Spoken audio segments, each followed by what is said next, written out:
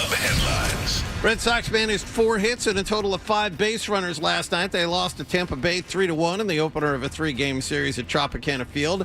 Marcelo Meyer's homer was pretty much all the Sox got against 6 different Rays pitchers. They're back to 10 games under 500. Peyton Tolley will face the Rays tonight.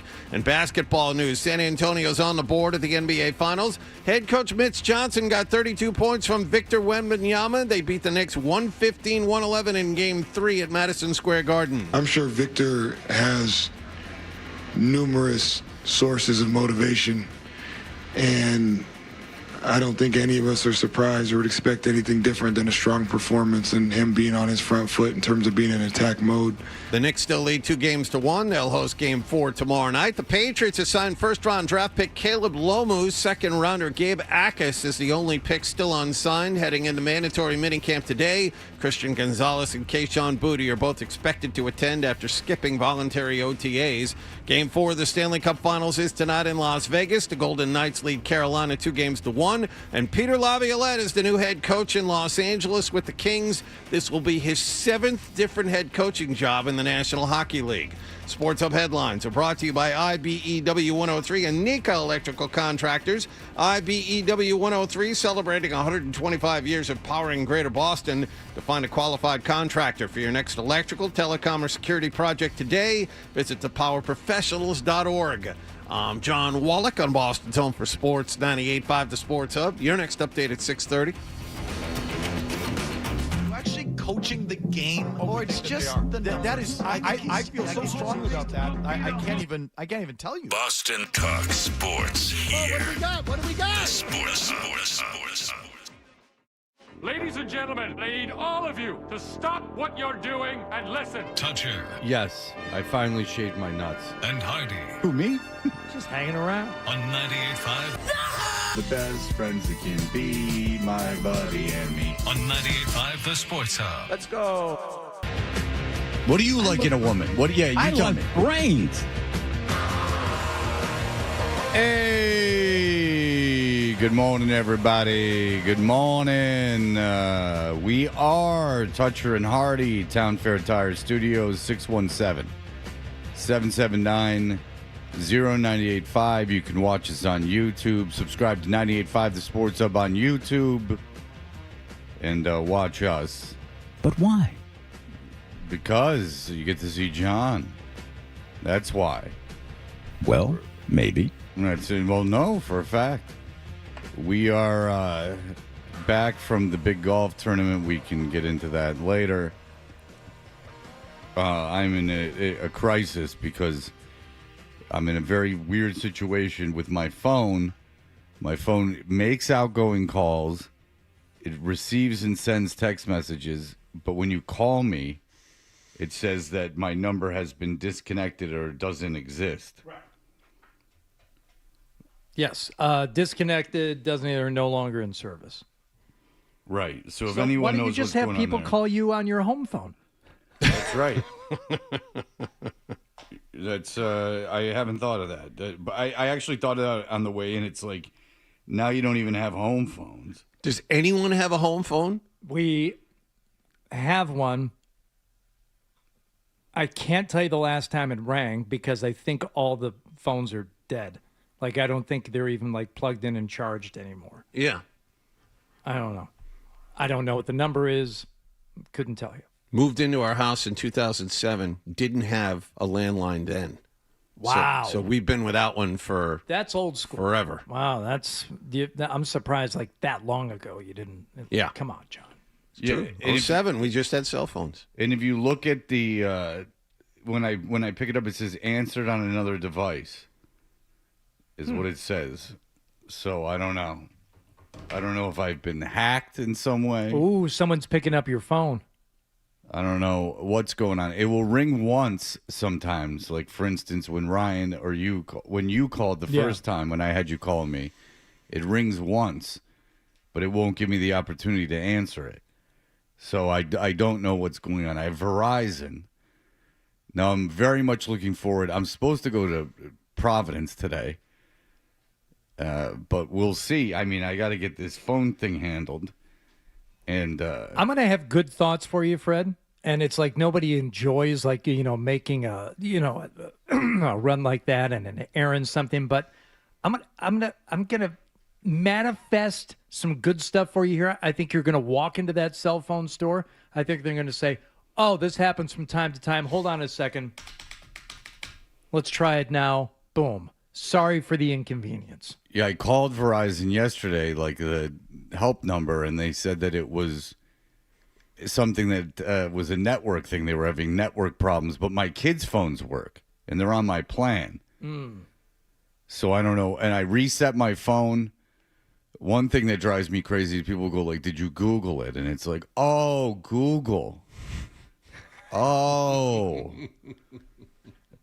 Wow, you should start a business where people talk to you and then they go, they call you and they say they're having a problem. And you go, "Have you Googled it?" And they go, "Oh, that way." But it's very annoying. And normally I wouldn't care. But then when it's happening, then I'm like thinking of all these calls I might be missing. See, you scoff at the notion that, the whole Googling thing would not be the first thing that you would do. It happened in my house. I'm not saying who, Marcy, last week was having issues with her monitor. That's it's not getting signal from the computer. I said, "Well, did you reboot it?" "Yes." I said, "Okay."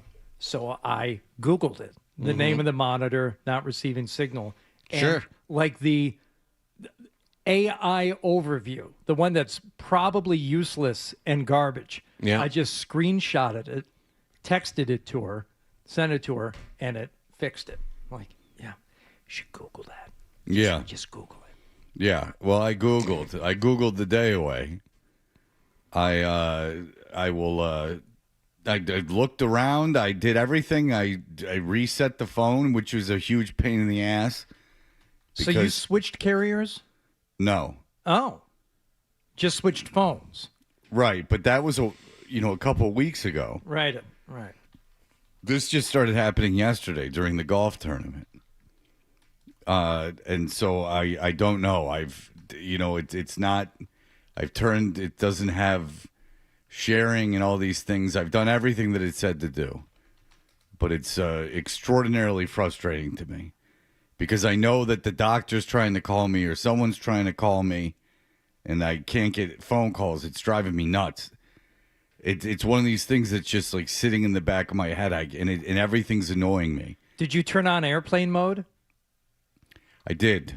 I tried to. Did you go to settings, toggle airplane mode on, wait 5 seconds, toggle it off, and because that should force your iPhone to re-register with the network. You Googled it, didn't you? No, John. I'm Well done, John. all this off the top of my head. Yes, I did that. I've turned off my phone, didn't turn it on. I've reset my phone. Did you ensure your line is active by going to settings, Aero Cellular, and checking that your line is turned on and showing signal bars? I can tell you this. I can make phone calls and text, so I would assume that it's attached to the cellular. It's really bugging me. Everything's annoying me. I was just at Verizon when I was getting these phones for literally 3 hours. And the lady was nice and everything was fine, but I know I'm going to walk in there and I know that there's going to be 2 people working and 7 people there waiting. And I know that it's going to just drive me insane. It's going to be awful. I just know it. And I can almost guarantee they won't be able to fix it. And then it's going to puzzle them, which is going to drive me insane even more. Well, your incoming calls are failing because of an incomplete activation sync or an active software block. When a new device is registered, the system sometimes routes outgoing data first while the switchboard for incoming traffic finishes provisioning. So, Fred, they just need to finish provisioning. Right. Well, they had finished provisioning right when I got the phone, when I could receive phone calls. This just happened yesterday. I've had the phone for a couple of weeks. I've tried everything. There's nothing left for me to do. It's Verizon's problem. Which, they should refund you your every day that you didn't have the phone. They should give you money. I think that they might even offer that without even having to ask for it. But well, we'll see. You were a little short on cash yesterday too. This seems to be an ongoing thing with you. What do you need? I had a friend of mine. Get your wallet. Do you know that you can't use credit cards at dispensaries? So I had a friend who needed to buy weed. So I gave them $75 in cash, which left me with like $17. Well, first of all, good for you for actually having that much cash on you. You and I are a bit of a dinosaur for carrying around that much. But I like to have a little bit of walk around money. Right. So and then it occurred to me, I'm like, oh, Jesus, you got to use cash at this thing. And then so I bought, and then I had gone full out when I had bought the raffle tickets, which I was not around for, which I heard that a guy walked out. He said, Hardy's giving you the business. And I said, oh, boy. Oh, yeah, because you left. You left before the live auction. I left. Well, I didn't. Credit to the station. I didn't know the live auction was going to happen so quickly. So I was like fairly impressed by that. But I was going to stay for a little bit longer, but I had to get my daughter, and I didn't want to walk out in the middle of the live auction. So, and I didn't know how long the live auction would take. Yeah, we had a table right down front. It would have been real obvious if you had gotten up and left. So, the minute you started talking, I'm like, oh, Jesus, I better go. So I said goodbye to the Special Olympics people that were at the table and the kid we played with, and I was on my way. And then, my phone didn't work, which is the only thing I can think about because I know I'm missing a phone You're not call. going to obsess over this for the next 3 hours I've been and obsessing 47 minutes? I've been It's really a blow that it's not working today. Like I got through yesterday okay, just with thinking that they'd fix it overnight. It's a real blow that it's not working today. Anthony, go ahead. Good morning, gentlemen. Fred, do you have an iPhone? I do. I do. So it happened to me a few weeks ago. Your SIM card is probably fried, and what they'll do, they'll connect you to the network SIM card. So the physical SIM card in your phone is toast. Yeah, I was going to tell him that his new eSIM may not be fully activated or carrier settings needs refreshing, but you and I are on the same page. You could make text messages and you could call out, you just couldn't receive calls? I could only make texts on Wi-Fi. I could not call anyone. Okay, so I can call and make texts. I can call out, and I can do it even when I'm not on Wi-Fi. So the still a lot of intrigue here. Mm-hmm. Dan, go ahead. Step 1, unplug your computer for 5 minutes. Step 2, do not go to the store. They are in sales. All they'll do is call the number, and you'll sit there on hold with them. I'm telling you, you just call the number yourself, 1-800-Verizon or whatever it is. At least you can be in your home when you're dealing with it. I'll tell you what, is that when they call, though, they give them the store number and their ID of who they are, and I think they get things done that the average civilian can't get done. How dare you call yourself an average civilian? Tell them who you are. And on the remote chance they don't recognize you when you're getting out of the car in the parking lot, much less when you walk through the door, tell them. Are we on in Mumbai? Because if we are, or New Delhi, because if that's the case, You're not going to a store in Mumbai. You're going to a store in Newton, and they're going to know you, and they're going to say, "Give me the good number to call." They're gonna when they call Mumbai or New Delhi or whatever the hell it is. There may be a moment where they have to explain that there is a highest of VIPs, the most highest. Yes. Okay. I'll tell you. But they'll get you. They'll set you up. Yeah, they're going to be a problem. But they would, because when I was there the last time, they call and they give these codes and everything, and they were getting things moving quick. I think that when you call as a civilian, that they kind of give you the runaround. I even gave them access to my phone.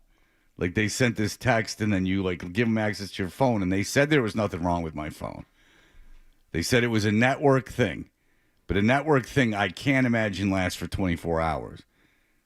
So, in only to my phone and not to anyone else's phone, and only for incoming calls. Now, the question is, would you rather be able to receive incoming calls and not make outgoing calls, or make outgoing calls and not receive incoming calls? It's a real predicament. It's a quandary. See, I'd like both, but that's not an option in this exercise. I'd rather be able to receive incoming calls and not be able to make a call, as long as I could still send text. Yeah, I was just going to say text message is most important. Because it's only really about the kids. My wife never calls me, so that's not an issue. Yeah. But I just, I'm surprised my son hasn't called yet with something about the dog, wanting to know. Oh, that's right. Something about her Karen feeding this morning. Plus, when people call you and they can't, and it says your number's been disconnected, they don't react well to it.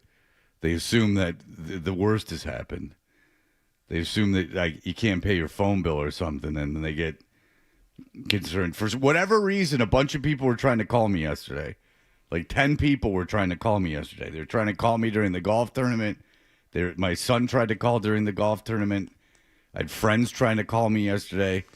And if it's like a business office, they don't text you. They call you from the office. They don't text you. So that's all going on. My son's getting his car fixed. I've got insurance calling me. I need my phone. I need it. I gotta have it. I gotta be able to. I got it. The phone needs to be able to ring to me. I hate to be a bossy pants, but I need Verizon to let the phone ring to me. When do you have to be in Providence today?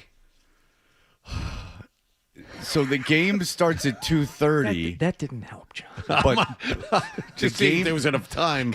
Yeah. The game starts at 2:30, but there's no way I can get there by 2:30. So I could leave at 2:30 to get there, but then it would be 3:30, and then my concern is he'll already pitched. It's an all-star game, Right. so I don't know when he's going to pitch. Like I don't know if he's going to start. I don't know if he's going to be the last pitcher. I mean, I'm positive he is going to pitch, because I don't think they'd go, "Hey, you made this team, come down to Providence." And then, just sit here. They got to get there at 11, and they play the game at 2:30. Let's find out if Louth is coming into the office today, and if he's not, you can just have him go, and he can, like FaceTime you and give you all the information.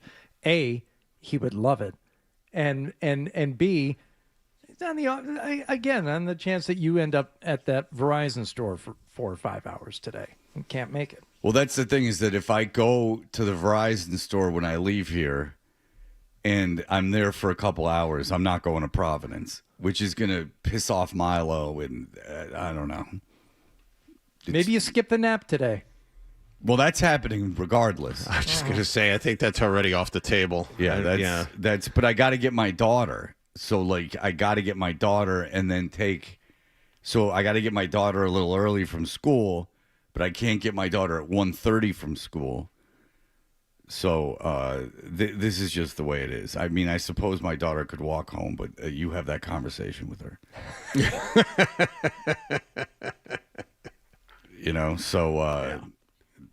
So it's a real mess. John, we're going to need you to pick up Fred's daughter. Uh-huh. We're going to need Jim to go to the baseball game. Right. And I can just run point from Command Central. Make sure in other words, you're not going anywhere. You're going to be home. Well, my phone works, so I can receive. Your phone only works in your house. Yeah, I can just be the command center. Make sure everybody's where they're supposed to be. Right. I wish that we had a full staff of people, and then I could send an intern to Verizon, and I could be intern sit at Verizon. Wait a minute. We have the intern in today. Yeah, what's his name? Unfortunately, he has a real, I don't know, Ryan. Oh, Freddie T. But the thing is that now with Beasley, Ryan's actually working. He's got a job with now the intern's actually doing what was at one point a paid job. Yeah. That's where we're at. but he still doesn't even know my name. It's Ryan. Nick, go ahead. I just turned on my truck driving to work. You're having some phone issues? Mm-hmm. Here's what you do. Okay, here's what you're going to do. You make more than enough money than anybody I know. Buy a new phone. That's all you got to do, brother. Buy a new phone. Yeah. Okay, well, Problem solved. that might be what I have to do, but I still have to do it. So, yeah, I might have to get a new phone. Still going to Verizon. It's like, oh, that's right. I have all this money. I can just buy a new phone. Caller, capital idea. He did buy a new phone, and it worked for 2 weeks, and now it doesn't work. Yeah, like if I get in there and they're like, you got to buy a new phone. I mean, what am I going to do? I got to buy a new phone.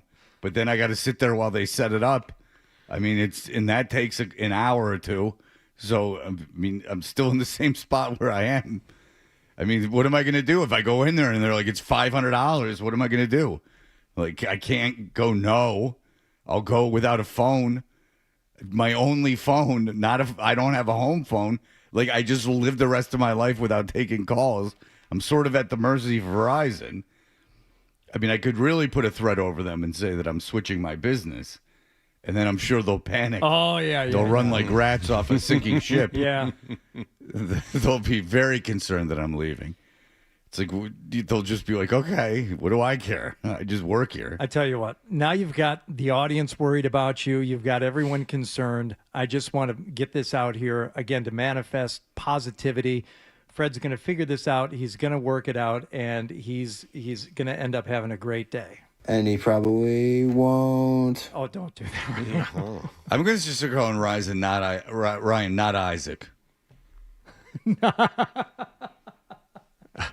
That covers you for him and all future interns, too. You don't have to worry about names. It also puts him in his place. Yeah. It goes Isaac, number one, and then Tyler Milliken's cousin and Ryan far behind.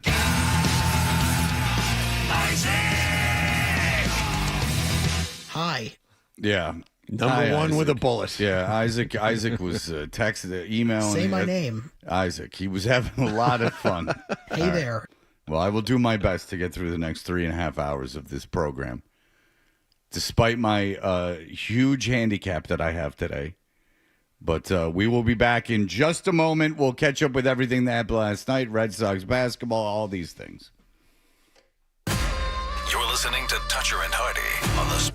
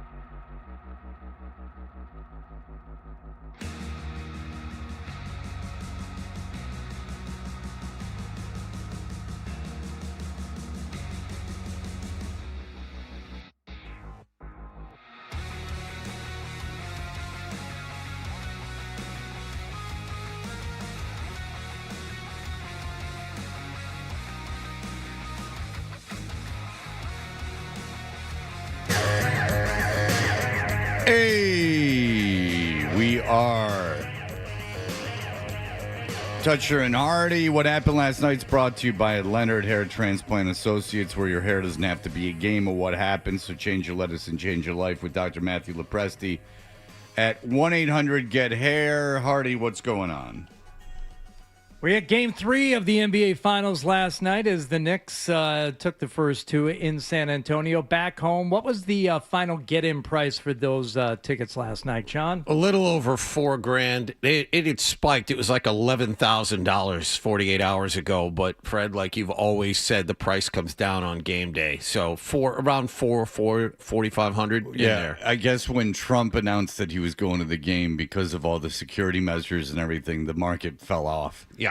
Like a lot, because they were blockading 4 blocks around Madison Square Garden. So people were like not wanting to deal with that. And, you know, trains, they were changing the train lines. Yeah, where Penn Station's right underneath Madison Square Garden. Yeah, it was a real bold move to go there because it made things, very difficult for people, but they, so I guess that's part of the reason the bottom fell out. Still a lot to get in. Still a lot to pay for really anything, any kind of event. But at least $4,000, $10,000 or something to get a nosebleed seat is just unconscionable. Like, there has to be a time. My daughter told me some guy I've never heard of, which doesn't matter because it's neither here nor there. But suffice it to say, it's like not Tyler the Creator or like A$AP Rocky or someone. It's not like someone who you hear a lot about. Was playing the MGM Grand. Further evidence that there's nothing. That it's not someone who's like a massive artist. And she said that tickets are $1,000 to stand on the floor. Now she could be wrong. But at least it was somewhat believable. You know, World Cup tickets are like $5,000 face value. It's ridiculous.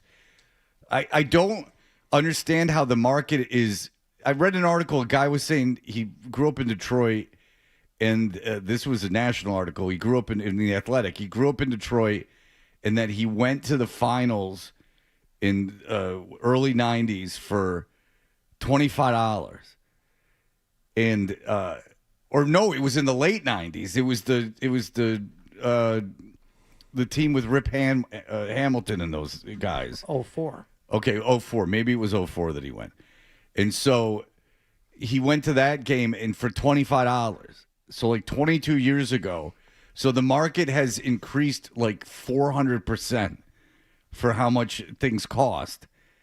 It's too much. I wouldn't go. And I got, make more than the medium income of society, and I wouldn't go to that game. I mean, but like that $25 get-in price in 04, number one, no one thought the Pistons were going to win that series. They had no chance of beating the Lakers. And anybody buying tickets for that had to have been a Lakers home court for that series. Sure. So who was buying tickets for Game 3 or Game 4 ahead of time? They're going to be down 2-0 at that point. Okay. They're probably going to get swept. So, and I'm just, I'm trying to give it a little bit of perspective. Right. So that explains $25 to and $4,500. The Pistons had just won back-to-back championships 15 years prior. So there wasn't a 50-year drought. Absolutely. All right. So that explains it all. Moving on. Absolutely. There was not the demand that there is for the Knicks tickets. The demand was very, very high, and the New York Knicks fans were treated to the Spurs coming out and rolling for a good portion of the first half. Hart with Victor going in the wrong direction. Lays it up, rejected by Victor. Turned from the outside to the inside. That shot was obliterated. Wembanyama now will pull up for three. Wee-wee! Victor Wembanyama drains his first three of the game, and he's up to 5. Again, another compulsion from the announcer. Wee-wee. He has to say it every time. Wee-wee. Every single time he has to say it, he has to shoehorn it in. It's just so annoying. I can't imagine living in San Antonio and listening to one of those broadcasts. I'd lose my mind. Well, the Spurs were up 12 in the first half. Knicks came clawing back and took a 7-point lead at halftime and seemed to have pretty good control. It was a back and forth affair in the third quarter, but Jalen Brunson was doing his thing. Towns able to reject Champagny. It comes loose to Hart, hands to Brunson. Right side baseline drive. Euro step in the lane and a left-hand layup over Vassell. You know, Very inefficient, Brunson. Very inefficient. They were beating him up. A lot of the series. Victor Wembanyama basically spiked him in the middle of the floor, and they didn't call anything. Yeah. I mean, he went over and, like, took his hand on Brunson's head and threw him aside. No I know. call. And it was obviously a foul, but, I mean, everyone's acting like after the game, they were acting like that somehow was complicit in the outcome of the game, and you're just like, well, he got pushed in the head. Like, that's a foul. Yeah. And, a technical foul, but they didn't call it. Okay. Yeah. I mean, big deal. He didn't, break his jaw. I mean, he pushed his head. It was obviously a foul, bad on the officials, but it was very early in the game and had no direct impact on the outcome. But you're going to hear about that for 48 hours, believe me. Look at this. Yeah. Yes. He fouled him, of course. It happened. Yeah, we'll get to Mike Brown here in a moment, talking about the free throw disparity in the second half last night. He was unhappy. My favorite physical altercation of the game last night, I think it was Alvarado after the Knicks scored a basket, got the ball as it came through the net, and Luke Cornett was in the game at that point. And tried to get the ball and push through him. And Alvarado goes to the ground, and he stands up, and he comes running at Cornett, and tried to push him really hard, and Cornett took maybe half a step back. What are you doing? I'm a big lug who's out here to cover. Little man, just run back down the floor. Yeah, Victor, you're good. I'm really impressed actually with the Spurs and the way they have to handle Wembanyama and the way they give him his time. But it's no big deal. He's leaving the game. It's every one of these games, every possession matters. It's no, it's time for Victor to come out and get in there, Luke. It's so amazing. The temptation with a guy like that is to play him 44 minutes. I know. Especially when you have Luke Cornett backing him up. You know what I'm saying? But he did play 39 minutes last night, but still, when he leaves the floor, it's so startling because, no other player, it's immediately apparent when he's not out there. Where's the 7.5-foot guy? Yeah. So let's go to the fourth quarter here. Speaking of Wembanyama. Wembanyama, left wing. Victor trying to cross up Towns. Back out to Castle. Back to Victor. Left side. 13 to shoot. Victor isolates here with Towns. Goes to work. Victor down to the left block. Brushes on Towns. Puts it in. Count the basket and the foul. And one for Victor Wembanyama. And by the way, the shooting for both teams fourth quarter last night, horrific. Yeah. They were horrific. At this point, New York was 0 for 9 on their three-point attempts. I believe the Spurs were 0 for 5 on their three-point attempts in the fourth quarter. At this point, coming down late, Knicks desperately needing a field goal. Right wing McBride. Far corner Anunoby defended by Wembanyama. Couple of pump fakes. Now he'll launch the three. And connects. OG Anunoby has 8 points in the last 3 minutes, and the Knicks lead by 5. Anunoby showed up last night. He was really good. And it's a good thing he did, too, because Brunson had no help for most of the game. I mean, the great thing about the Knicks is they spread things out. Brunson's their leader, but they get contributions from a lot of different guys. And Karl Anthony Towns, for all the talking he does, massive no-show for him last night. Did not play well for long periods of time. So Anunoby at least showed up, 28 points. He looked really good, but didn't get a lot of help. I think that may have been the wrong cut there I just played because the Knicks did not lead by 5 at that point. So my apologies. But as they came down the stretch, the number of reviews that were going on in this game. Yeah, I was watching most famous arena in the world. I was watching catch up. I could not stay up for the end of the game. So right, I did the same thing this morning. And watched it this morning. Yeah. And when you're able to fast forward through them, it's not as mind numbing. It had to have been absolutely insufferable. Well, $100,000 for courtside seats. You want everyone to get it right.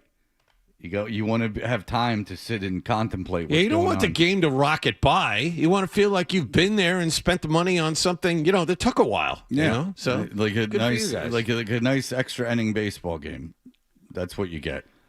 But And you want to start it at 8:45 too, which is good for everyone on the East Coast. That's right. Perfect by the NBA. So I got to enjoy it by fast forwarding through a lot of that. And that's what we ended up with, a 115-111 win by the Spurs. They take game 3 and essentially ruin everyone's night in New York. Who had Fantastic. spent, combined millions of dollars to be in that arena last night. And maybe even better, screwing up everybody who spent even more money for tickets for Game 4, expecting they were going to be in New York at MSG for the sweep and the raising of the trophy and the celebration. Not happening. I think we had this conversation last year, but like New York obviously is a very cosmopolitan city. It's not by any means a podunk town. It's the opposite. It's the definition of not being that. And the Knicks fans in particular act very small time.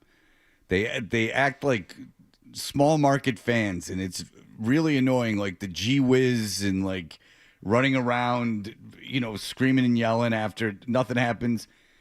And that we're gonna sweep. We're gonna sweep. Like you haven't won a championship since the 70s. The Knicks haven't won it, not you. You haven't done anything. But the Knicks haven't won a championship since the 70s. I think we do this every year.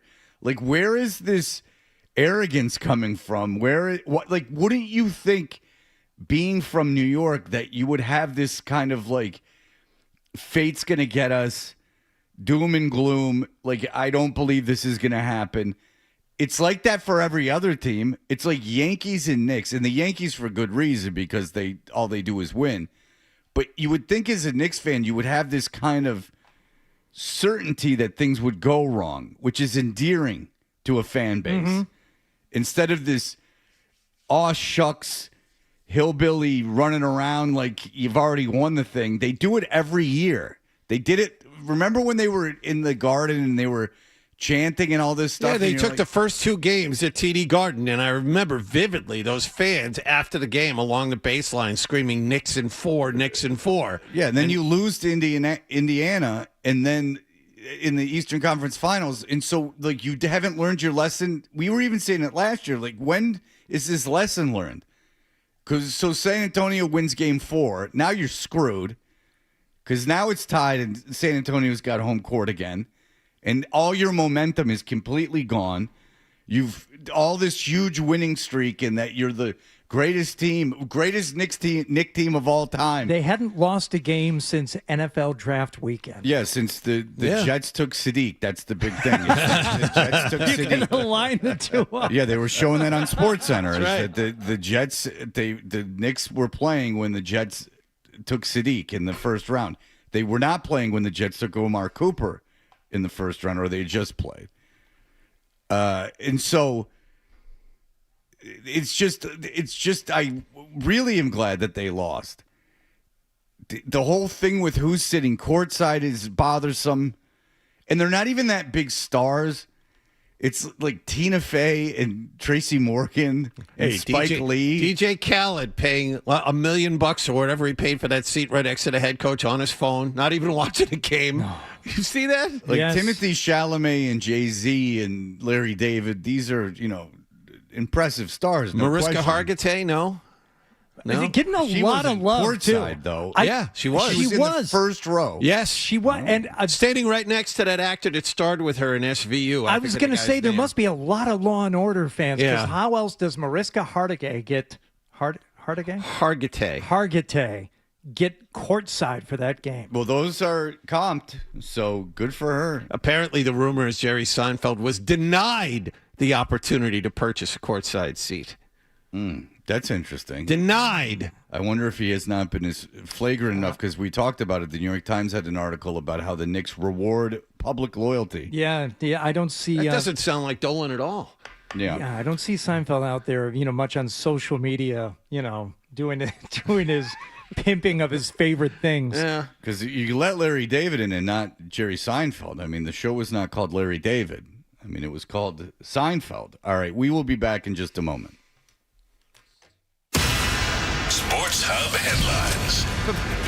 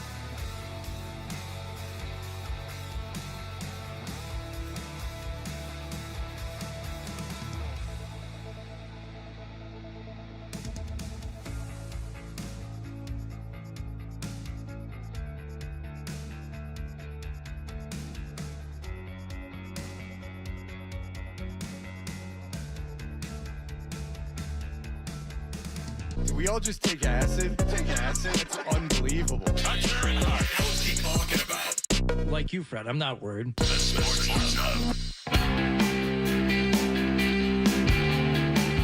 Hi, we are Toucher and Hardy. Hardy, what else happened yesterday? Just one more thing. I said we would get to Mike Brown's thoughts about the officiating last night, and here's what he had to say about the disparities specifically in the fourth quarter last night. There were opportunities for fouls to be called to at least try to even the free throws out. To go 24 free throw attempts in a second half, that's 48 for the game if you think about it the way that they called that second half, compared to 8. All the shots we took, we got fouled 4 times, roughly, for 8 free throw attempts. Again, I don't complain much.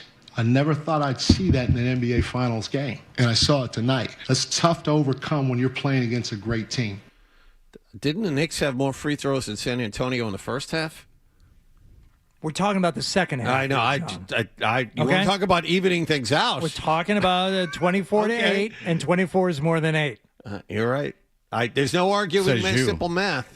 Brown was actually pretty good. He at the beginning of that, he gives credit to the Spurs. He's like, they're a great team, they're great players, and maybe we committed all those fouls, but they fouled us too, and it was being called one way, not the other. So just think about that win, though. I mean, you're a young team. Most of those guys have never been at this point before. You're in that atmosphere. The president's in the building actively rooting against you, and you come up and win the game down 2-0. It's a pretty impressive win. Well, and especially at the beginning, it was the Knicks that were tight. So that wasn't. It seemed like home court. Yeah. Was a disadvantage for the Knicks yesterday. I think the game started with, 3 missed field goal attempts for the Knicks? I mean, they were missing on both ends to start that game. But, that's how the Spurs jumped out to their early lead, or what helped them. The Red Sox did not jump out to an early lead last night in Tampa. First one to Yandy on the way. Swinging a high, deep drive left field. That is way back there. He jumped on that one, and it is gone. Been a big problem for Connolly early. That's the 12th home run he's allowed. Yandy Diaz can flat hit. That's number 12 for him. 1-0 Tampa Bay. First pitch, bottom of the first. Bam. It's in the seats. Tampa going nuts. Kaboom. Yeah. Marcelo Mayer says, I got this. Excuse me, Meyer. 2-1 swinging a high fly ball. He torches this one to right field. Back, and that ball's gone. It's out of here. Get the insurance money. It's been torched. Just talking about he needs to hit the ball harder. No more evidence. No more DNA. It's all ashes. The murder has been covered up. It's been torched. What was the lounge in Goodfellas? They lit the match. The Tahiti Lounge. What was it? I don't know. I don't know. Yeah. All right, and the game would end in a 1-1 tie. Oh, no. Tampa Bay scored again. Swing and through the hole for a base hit. That'll chase in Slater, and that'll put Tampa Bay in front 2-1. Arada with a clean single, his 45th RBI. Sweet. Yeah, they would add an insurance run and take that first of 3 in Tampa, 3-1. I don't know what they're talking about with this Red Sox offense. They were electric last night. Electric. 4 hits, 5 base runners. Meyer got on base twice. The rest of the lineup got on base 3 times. I was watching Red Sox Yankees after golf at the golf course on Sunday. And everyone wanted to turn on the golf tournament. You just got done playing golf. You want to watch golf. No, I want to watch something more boring. 2 people wanted to watch Red Sox Yankees. And we're like, come on. What are we doing?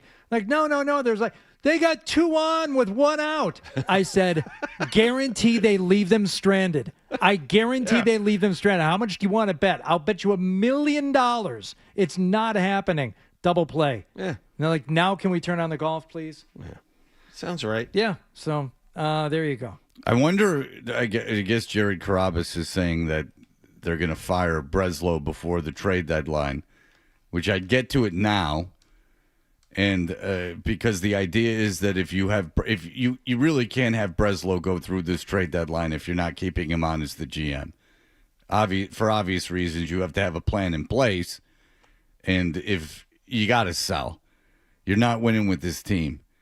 Like you absolutely have to sell. You have to look at the future of this organization. And if you fire Breslow, then you can say, all right, look, his method didn't work. We're acknowledging that.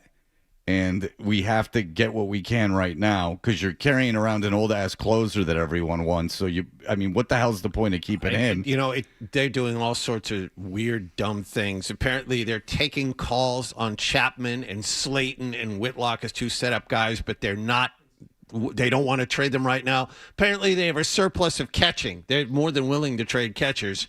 And I'm looking at a post from Tim Healy last night, which says, quote, via a source, the Red Sox are not considering firing Craig Breslow. Okay. Which makes no sense to me whatsoever. Right. So, if you fire him in the offseason, good job again, because you've just it's like when the Jets let Idzik do the draft and then fired him right after the draft. Exactly. It's if you do that, it's just so incompetent because there's no. Why wouldn't you want to have a long-term plan in place when you decide what you're going to do, whether you're buying, selling, standing pat? And why would you stand pat under any circumstances, given the age of Whitlock and Chapman? Why wouldn't you give someone especially Chapman, who is probably going to be the best reliever again this year? His ERA, he's been phenomenal again. Now it's lost because the team is terrible, but Aroldis Chapman could get you a lot. Yes. In return. Yes, they could get you a lot. And I just don't know why you'd hang on to these guys if you can move them and get something in return, except you're trying to just keep up appearances because you're in the wild card race in quotations so's everyone else. And everyone else, I like Detroit's chances, even if they trade Skubal, just as an example of someone who's in the vicinity of where you are, very low in the wild card standings. I like their chances with their pitching and the ability, even if they move Skubal, they're not going to trade him just for a bunch of kids that aren't going to play right away. They'll get something in return. They'll get somebody in return, an outfielder certainly, or a pitcher that can come in right away. This is just an example. I like their chances of running off a streak way better than yours. Yeah. There's nothing. You have nothing that makes me think that you have the capability of winning 8 out of 10 a couple times, which is what it's going to require. It's not only that. Just go back to last year's trade deadline and how spectacularly he screwed that up. Yeah. And the players he got back in return. The trade for Devers, terrible. Well, the trade for Awful. Devers is criminal. what has this GM done to prove to you that he can do anything in a deadline that will help your team? There's a fan on the street that agrees with you. We should listen to him next. I think you'll like him. Okay, we will have that for you coming up in just a moment. Toucher and Hardy, 98.5 The Sports Hub.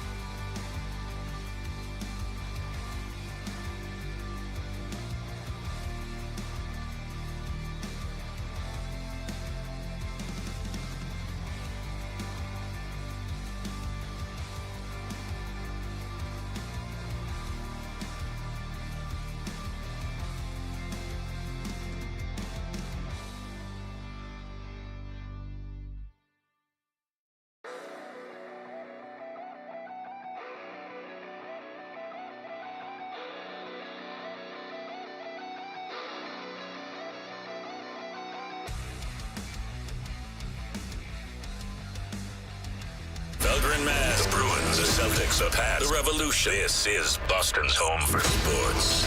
WBC-FM at HD Boston. 98.5 The Sports Hub. A Beasley Media Group station.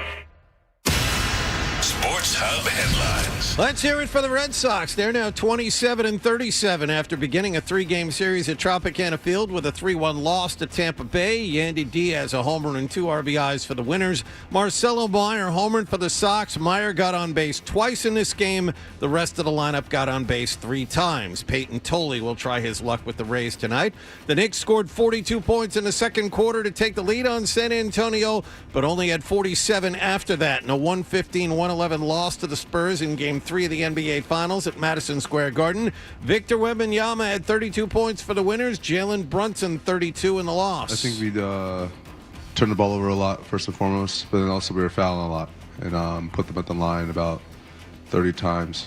And with our live ball turnovers, and they got them out in transition, and they were capitalizing off of those. So we were definitely fouling a lot. The Spurs are now down 2-1. Game 4 is tomorrow night. The Patriots have signed first-round draft pick Caleb Lomu. The team will begin mandatory minicamp today in Foxborough, and after skipping OTAs, Christian Gonzalez and wideout Kayshon Boutte are both expected to be in attendance.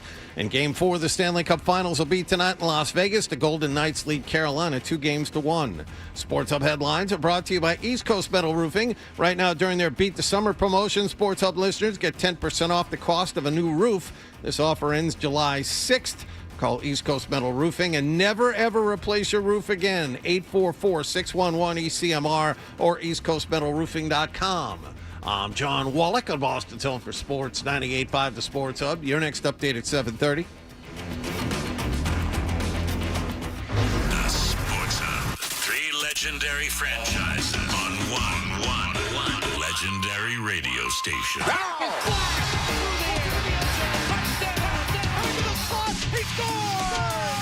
It's the Sports Hub. I know. No, you don't know. Everyone agrees that I'm the only one who's not wrong. Right or wrong, they're back. Toucher and Hardy on the Sports Hub.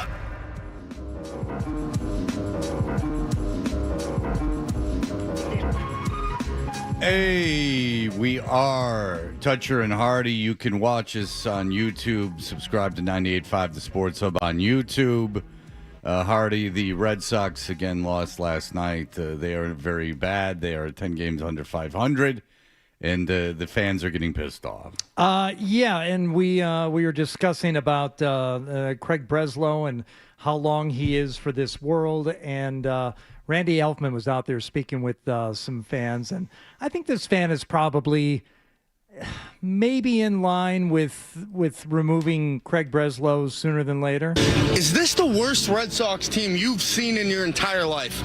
Dude, I've been here, I've been watching this team since 1973. He sounds like tired Maz. Worst Sleepy Maz? Yeah, like Maz after like a 3-day bender. in this team since 1973. Yeah. Man, there's no worse team than this one. Guarantee me. I've seen a lot of Red Sox teams here. This is the worst team. And that's what you get. You go out there and get a ass general manager, you're going to get this. You're going to get garbage. You got to go out there and get a good manager for this club who knows how to deal with other managers. Yeah, you got to be able to deal with other managers. Yeah. I guess he's talking about dealing with other general managers. He's talking about a general manager. Because I don't know why your manager would have to deal with other managers, except for maybe if you have a conference of some kind. Yeah. Where you guys all get together to discuss the issues of the day. But good for him for saying the F word 1,000,000 times and sounding like a very tired Maserati. I applaud him for that. Yesterday was the 98.5 the Sports Hub Golf Tournament, which they annoyingly call Who's Your Caddy, which I've never been able to stand. When it first started, I went, oof, that one hurts. A fun pun in the name of the golf tournament. You know, Who's Your Daddy? And then what's worse is it wasn't even an original thought. No, it was from a movie that came out in 2007. Yeah, Who's Your Caddy? which they just called it Hoosier. Like, it's almost inexplicable why they did that. I think that was the holdover name from WBCN. Oh, so BCN came up with... No, but it was the holdover name from WBCN, but the WBCN called it Hoosier Caddy. Yeah.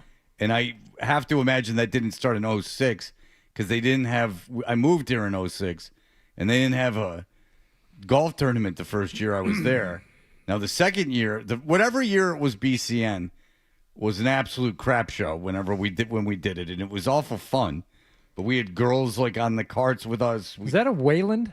I don't remember. I didn't remember the next day. I don't know. I just know Crash ended up with a signed Celtics basketball from the silent auction, right. And he doesn't like basketball or the Celtics. He just got all drunk and caught up in the moment and bought some signed Celtics basketball. I remember Adolfo went into a pond, and I wasn't there when he did that, but everyone was really pissed off. And I know every year after that, we had to play with with our PD and the PD of WBZ AM. Yeah. We had to play with those two guys. The first year we held it as a sports station, you had Zolak and Gresh riding around with handles of scotch in the golf cart. They tried to run me over on an opposite fairway type of thing, and that's when the hammer came down. Well, you guys have to play over here. Well, no, but the first year with the Gresh and Zoe, they had to have been the ones that were the problem because they only let us do the golf tournament on our own accord once.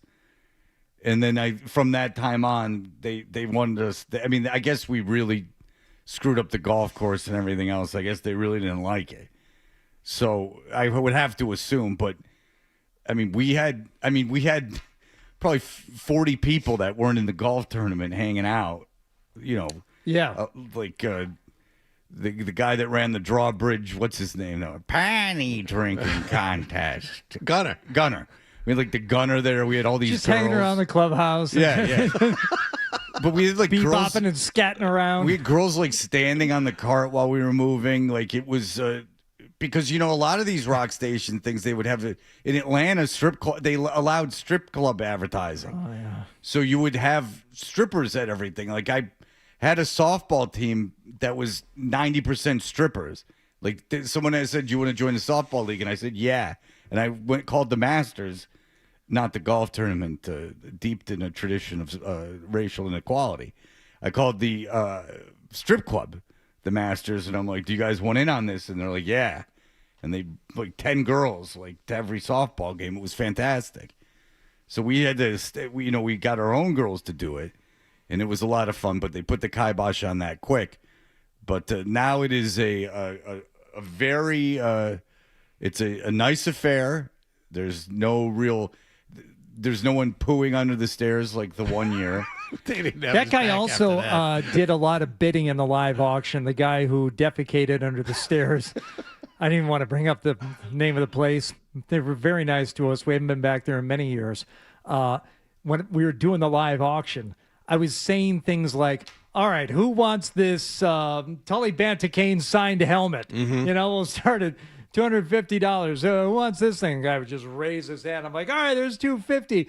Who wants it more than this guy? $300. All right, do you want it? For $300. Raise his head. He bid on everything.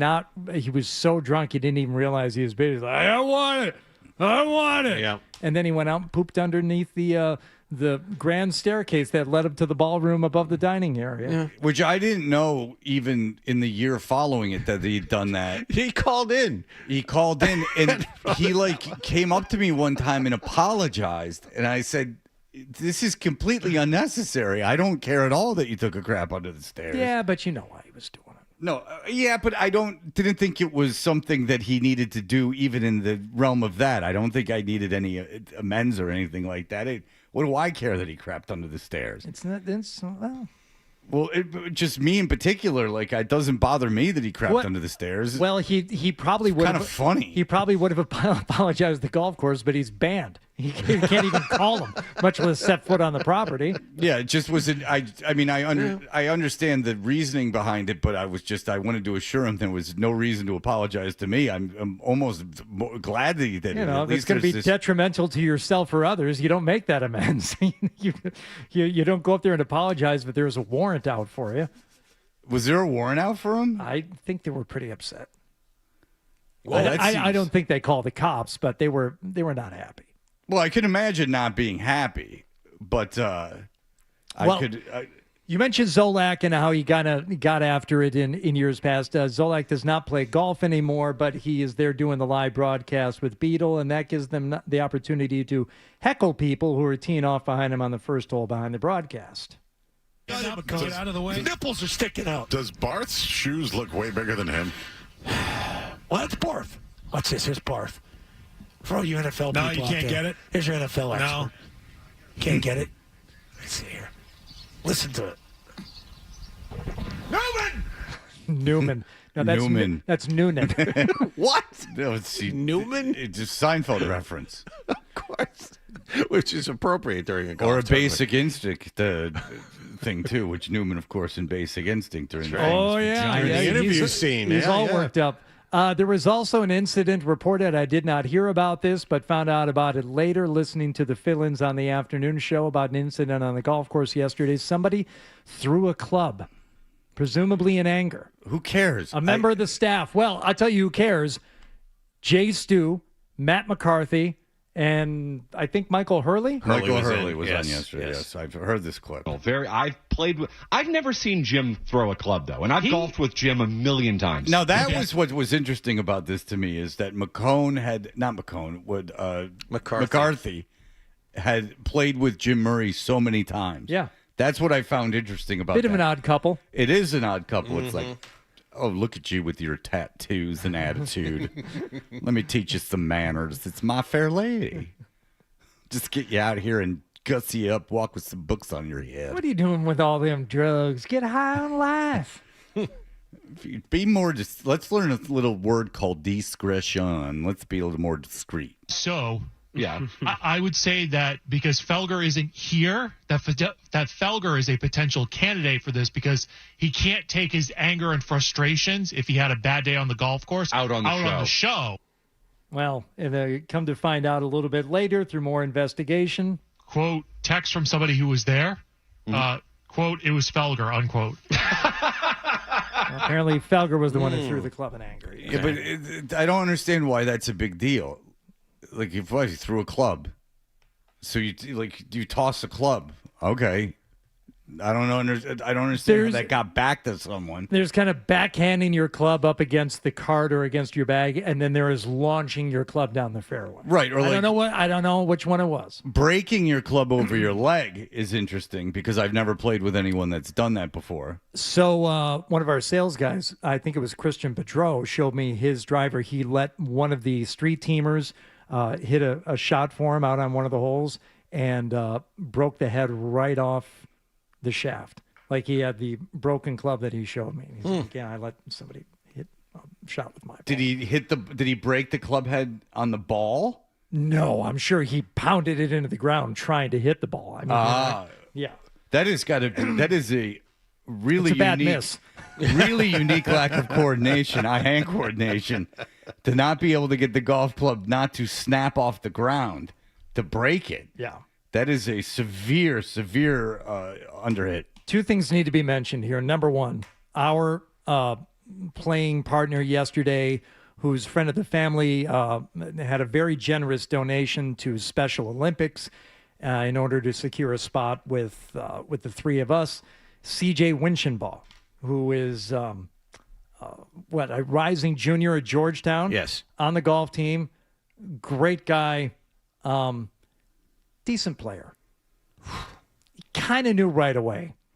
Yeah, his first tee shot, which plays went about at Georgetown. 305 yards. Yeah, it's like 290. Let's not oversell it. And on one, how far did that one go? So far that the group in front of us, which I believe included Bob Beers. Yes, Ryan, Bob. Looked back incredulously like, what's up with that? The what number are you you're guys looking doing? for, and Fred and I made sure we checked it, 326.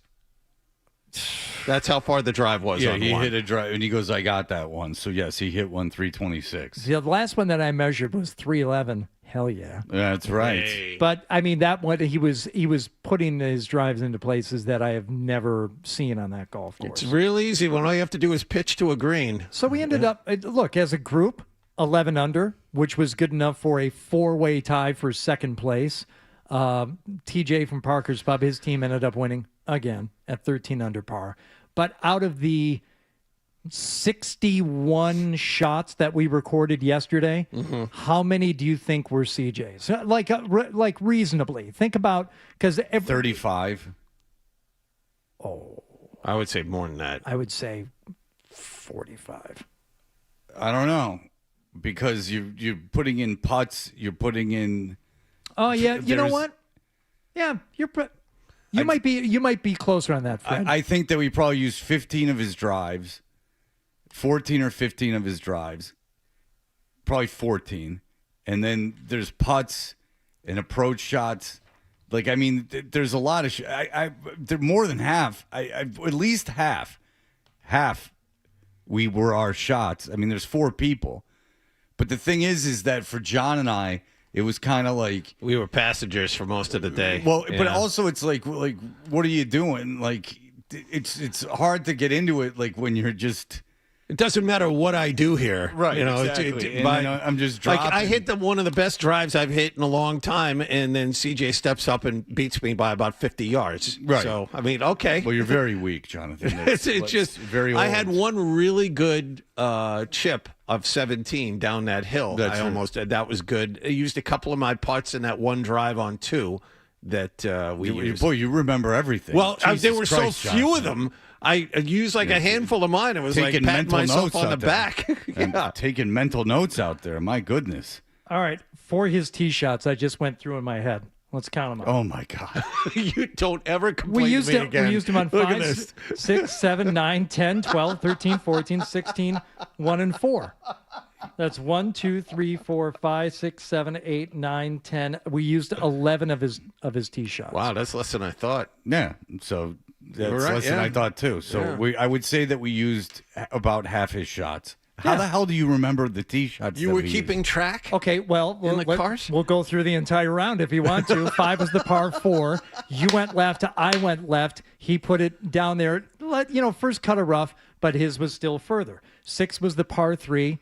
You guys missed the green. I was on the front part of the green. He stuck it back there pretty close to the pin, so we did that. Over the mound on the Number right. 7 is the par 4. You went right. John went right. I caught mine a little heavy, little drop kick. He bombed his down there. 8 is the par 5 where, wait a second. We did use. You were writing all of this down? No, he has it off the top of his head. We used his drives on 8, 9, and 10, even though I put us in nice position on 10. How do you remember all this stuff? In all honesty, 11 the par 3. I nutted a 6-iron. We used my tee shot on. Nutted when he met that kid. Got so excited that he was meeting a real golfer. It's interesting. CJ walked up to me before we started, and he was like, "Yeah, I'm glad to be here. I listen to you guys, whatever." Hardy walked in maybe 20 seconds into our conversation, and that was it. That was it. After about 5 minutes of standing there awkwardly, I'm like, I'll see you guys later. Right. Anyway, 12 was the par 4. I hit a good drive. It was down the left. That's when he unleashed the 311-yard drive. Put us in nice position. 13, waist area on the right. I think, Fred, you were okay there. I was okay there. He bombed one down there. We essentially had chips. I even did the hybrid chip into that green on the par 4. That was insanely long. 14. All right. Again, I'm not done. We don't have to do this exercise. Okay, I trust your judgment on this whole thing. Remarkable. Well, he was a great guy to play with. Really fun. So, what was unfortunate, Fred, just very quickly, you did have to leave. Would have liked you there for the silent auction. People actually look forward to your unique brand of commentary when trying to push some of these items at the silent at the live auction. The best is when I was making fun of the Revolution tickets. Stacey James, who's the PR person for the Revolution, was standing right there. Not great. Who cares? That's real. Like, who cares? Like, I was like, all right, what do you want? Like, what are we going to pretend this is like a big deal? I didn't feel bad about that actually at all. I just thought it was funny that he was. That's what there. people missed. Yeah. Yeah, I to the credit of the station, they got you up there. They had food right away. They got you up there right away, but they got you up there before I thought you were going to be up there. So I didn't want to leave like during the middle of the auction, like make a big production about leaving. Yeah, Dawn did a great job. So but I wanted to mention is some lunatic was out with the midday show, some caller was a real lunatic. And he comes up to the car. He didn't play in the tournament. And he comes up to the cart, and he goes, and Scott's like, "Hey, it's Fred and John from the morning show." Like he thinks he's getting us. And the guy has no clue who we are. And he goes to me, I hate to tell you this. Don't get mad, but I liked it better when you were on at the nighttime. He goes, I would put my head down and you loved me to sleep. And he's babbling and babbling and babbling. I'm not even being mean. I mean, I could be much meaner. And I go, what's interesting about that is I've never worked nights in this town, ever. And he goes, and it did not faze him one bit. He didn't hear a word that I said. He said it right to him. It was talking right to him. Yeah, it was of no consequence what I was saying to him. He had no even false recognition of any words coming out of my mouth. We were on our way to the parking lot. That was right at the end of the round, and that was one that stuck, Hardy. That was one that 20 minutes later, can you believe that? Yeah, it's like Scott's like trying to get us because I guess the guy like loves the midday show, and he's like this lunatic caller, and he's like, Scott thinks that he's like going to be like all overwhelmed with meeting us. And he not only has no clue who we are, he thinks he knows who we are. And we're this imaginary person that there's no scenario that he could even really be talking about. I understand that people don't know us, obviously, even people in the tournament. The kid that we played with barely knew who we were. And he probably didn't know who we were before he started playing with us. He probably did a little research like right before he came out. Good for him, Georgetown kid. He studied. Yeah, exactly. But my God, I mean, Jesus Christ. Did you ask him about that club that Phil Perry pitched you off about? Yeah. Yeah, I did ask him about it right sorry, away. we're late. I asked him right away. All right, listen, Tyler Andrews is a local guy. He broke the record climbing up to Everest. He did it in less than 10 hours. And we were talking about this when it popped up on the TV a couple weeks ago, and we're going to talk to him in just a moment. Stay tuned for more Toucher and Hardy.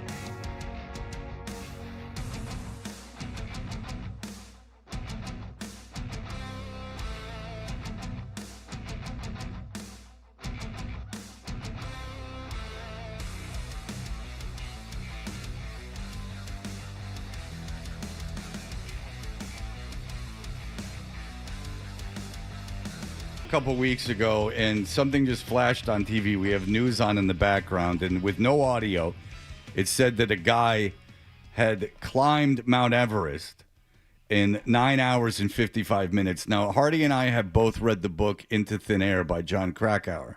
Oh, John has too. Yeah. And so it's about these, like, the problem of climbing Everest and how harrowing it is, and the stages one has to go through. And, It's a month-long process. yeah, and like all the deaths and dead bodies and all this stuff that you pass by. So when I saw someone had done it in 9 hours and 55 minutes, my first thought was, well, so much for that book. I mean, all the acclimatizing and base camp and all that stuff. Like, you've taken something that was this like big heroic endeavor for people, and you've basically said, this is easy to me. And it turns out that Tyler Andrews, the man that broke it, is from around here. Yes. From the Concord area. So, Tyler, good on Ryan Beaton for getting him. Tyler, you're in Japan. I am in Japan. Hey, guys. Thanks for having me on. Oh, we appreciate you coming on. You're living just an international life of adventure, I would assume. Yeah, a little bit of adventure here after the fact, a little bit of relaxing. Okay, well, all right. So you're an ultra marathoner, correct? How many of these ultra marathons have you done? Oh gosh, I've lost count. Dozens. Okay, what made you? Well, what makes an ultra marathon? Yeah, number okay, one? Yeah, fair enough. So an ultra marathon race is anything that's longer than the traditional 26.2 mile marathon distance. That's the technical definition. What's the longest one you've ever done? I've run 100 miles. Okay. So what is the motivation? Like, what in you said, I have to keep pushing this, and this is going to be rewarding to me? Yeah, it's a good question, and I think it's funny because the truth is it's basically the same motivation that I had as a 17-year-old on the cross country team back in Concord, which was I fell in love with this process of just training harder and seeing results and getting better and trying to find my own limits as a person and an athlete. And that led me to running in college. I ran at Tufts University in Somerville, and then to a career as a professional marathoner and then ultra marathoner, and then starting to run up mountains. And it was really just always looking for something to push my body in a different way, try a different challenge, and eventually that leads to Everest.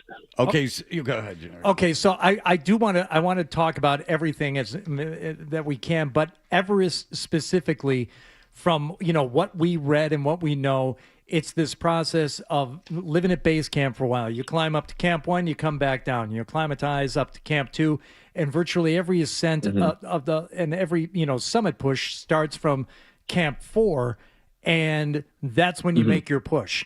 So I want to know, number one, how long you can't just show up there, fly into Kathmandu, walk over and climb.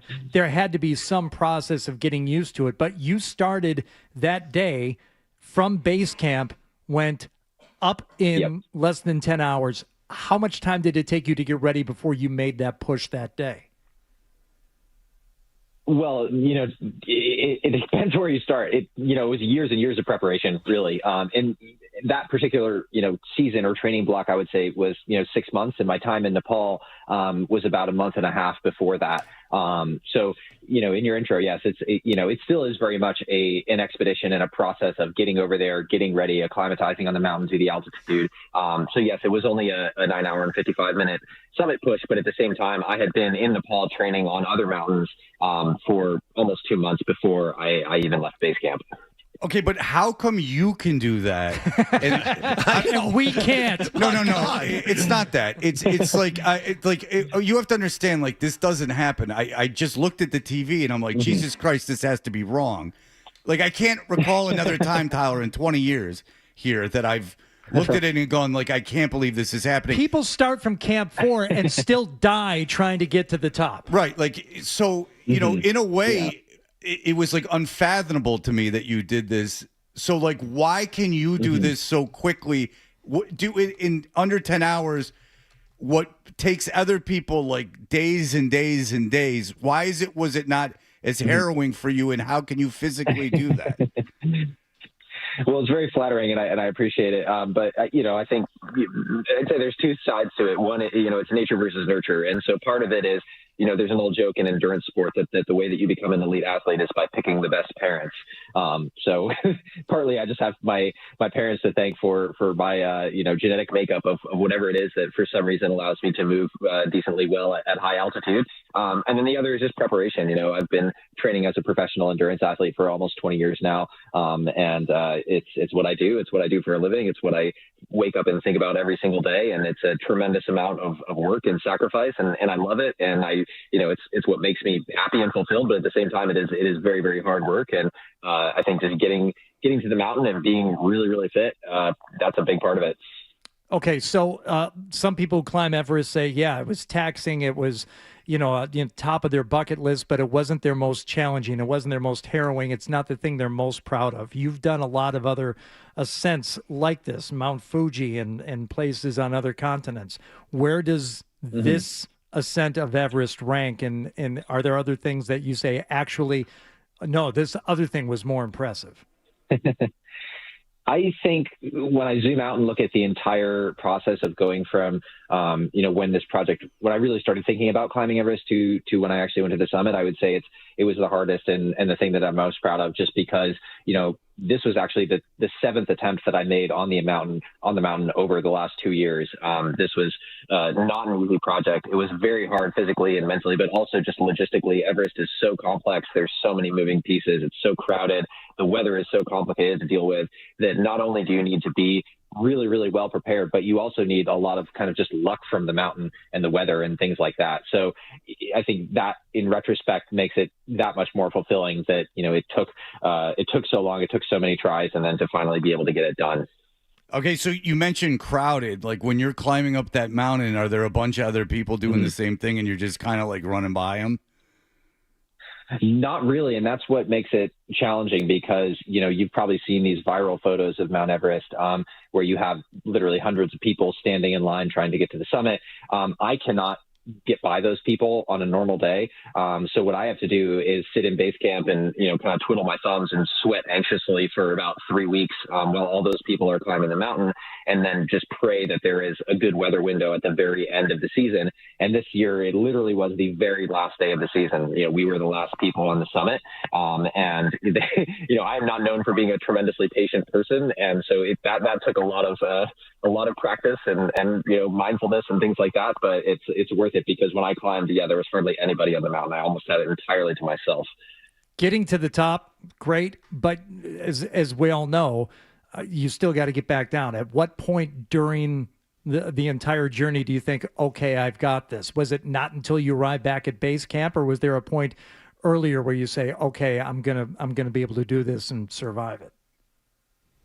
I definitely let myself celebrate a little bit on the summit. I spent probably 20 minutes up there, and I was able to radio down to base camp. I was able to talk to my partner there, our base camp staff, and I was even able to talk to my parents all the way from Massachusetts. They were on speakerphone, calling onto the radio. So that was wonderful. But then, like you said, you're not done until you get all the way back down to base camp. So it was very much, blinders back on, the focus was back on, after that point. And then the descent is actually where most accidents happen in the mountains. And so that was the part that I would say even more careful and more cognizant of what I was doing. And I really didn't let up that focus until, I was back at base camp and stopped to watch. How long did it take you to get down? The round trip was 16 hours and 32 minutes. So, just over 6.5 hours. And you didn't have to take a nap. You did that all. Impressive. I know you have to go. I wanted to take a nap. Yeah, I can imagine. I know you have to go, but just real quickly, is anyone like angry with you? Because like by doing this, you've kind of diminished. I'm not kidding. You've kind of diminished like the cachet that comes with summiting Everest.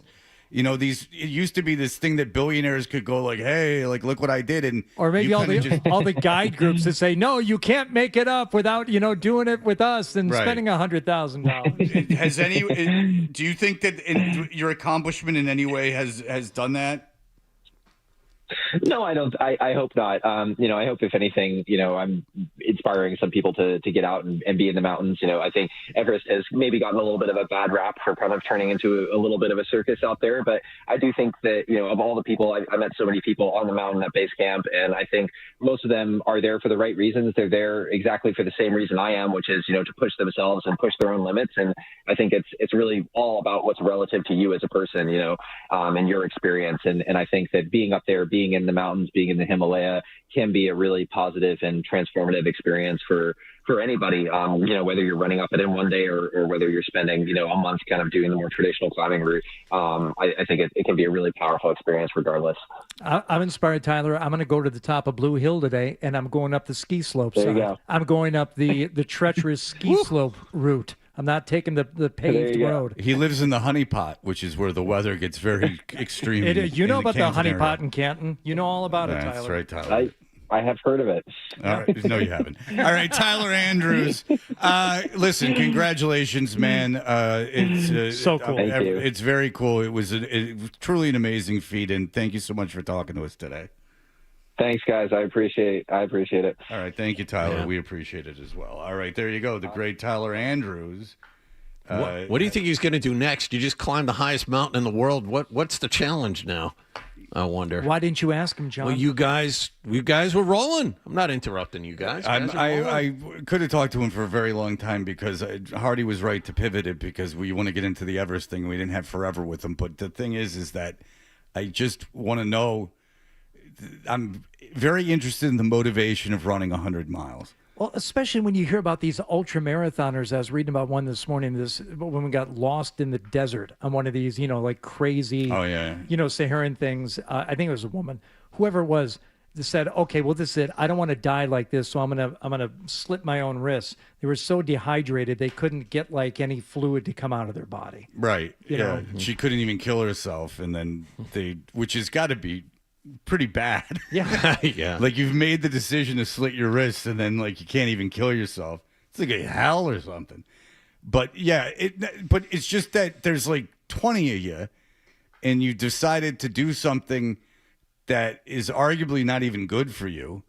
And the motivation of pushing yourself for no reason, right? Like you don't need food. This is not a survival thing. That you're just kind of pushing yourself just to push yourself. It's very interesting to me. And, I've listened to several books on the subject, meaning like 3.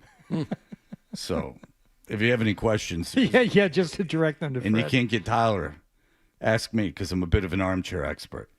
In fact, I think I'll start a podcast about it. And preach to everyone about how We I should know have more dropped than the them. real lingo on him. What about the Khumbu Icefall? Was that particularly treacherous this season? I was just impressed that you fly into Kathmandu. You have much better memory than I do. Well, you got to read the book, not just listen to it. I read Into Thin Air. They didn't have audiobooks except for CD back then. I read that book. I read. I'm always reading. I know. I just listen to the nonfiction when I'm walking the dog. Don't worry about me. I'm a reader too. I can do it. I can see what a bunch of images together can make out things. All right, we'll be back in just a moment.